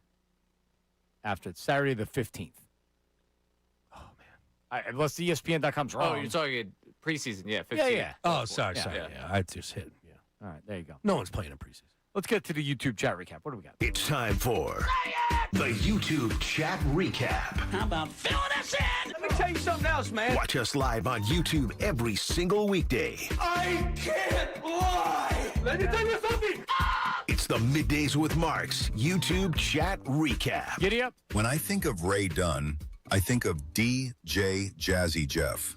Greg from the chat. Hey, Ray. What's up, Ray? DJ Jazzy Jeff. Not the first comp I would make for myself, but okay. Why, though? I don't know. Because I'm Will Smith, and he is the DJ. I'm the rapper. He's the DJ. Yeah, I think that's what he meant. But Okay. we can ride with it. Phillies are like the Justin Herbert of the MLB. No from the chat. Well, except they've won playoff games. Oof. I saw somebody have Herbert ranked 3rd on their QB rankings. Like, come on, what are we doing? I got no time for that. I got no time for people that want to overrank Justin Herbert. I understand he's got every tool that you want. He also doesn't win big games. Sorry. Must have a really good tool to pull Madison Beer, too. He sure does. What's next? Ray goes on a blind date, and she says, "Hey, Ray, what does Ray do?" Austin Jones from YouTube. What do you do? I mean, I probably continue the date, but I'll be honest with you, there's a good chance that I'm probably walking. If she's a listener? She does the hey, Ray to me. That's such an unfair playing field. Why? Because she's got so much on me, I got nothing. Right. But you use it to your advantage. I'm not saying you date them long term. That's probably a bad idea, but I get what I want from it. That's for sure. Hey, Ray. That's the thing. Like you should use the female listener as an advantage, but you just can't get serious with them. That can turn out bad. Well, yeah, I'm sure this conversation will help me use it to my advantage. Right. Yeah. Are you telling me you got listeners that you talk to? No, I'm very, very clear about that one. Tell him you got a tagline. How about that? What's next? Philly, Mount Rushmore, Foles, Hamels, and soon-to-be LeBron. Colby from the chat. Huh? The MVPs? Like Super Bowl MVP, World Series MVP. Yeah, Mount Rushmore of, I guess, yeah. Huh. Do you see Foles is doing the Netflix? I saw that. Studio? He's getting big PT these days. That podcast's going to be pimped. That's awesome. Yeah. I mean, I'm excited to see what he looks like doing something, because the Netflix thing isn't great, so why not put him in there and see how he does? That's really good for your back. Listen, I may be more valuable. Stock is up. Down the shore. I didn't know if that was you, but then I saw your back. Thanks. Said by like 4 or 5 dads in the water. What's next? The last time I seen this many people make way for an impactful stick, Ray took the stage at FanFest 2024, and the other host moved out the way. Daywood from the chat. Hey, yo! Wow. Hey, Ray. You got anything on that, Ray? No. Okay. I'm going to leave that one be. All right, any more, Ray? Brace tried hiding in the baggage carousel to get that interview. Bayless from the chat. Yeah. I mean, look, you got to do what you got to do. Content is king, kids. You got to be out there creating. Sure is. Never stops. All right, one more, Ray? No, we're at? Okay. YouTube chat recap. Well, apparently there's an announcement coming up at 3 o'clock. Is that true? I don't know if it's being teased or not. Well, tease me. What do you got? There's something coming up at 3 o'clock, so I'd stay tuned. Oh, it's the Unfiltered show. And they're coming up next, and then there's going to be an announcement coming up. A big station announcement. All right? That's coming up at 3 o'clock, so you don't want to go anywhere. But Ricky and Bill are coming up next. We will talk to you tomorrow.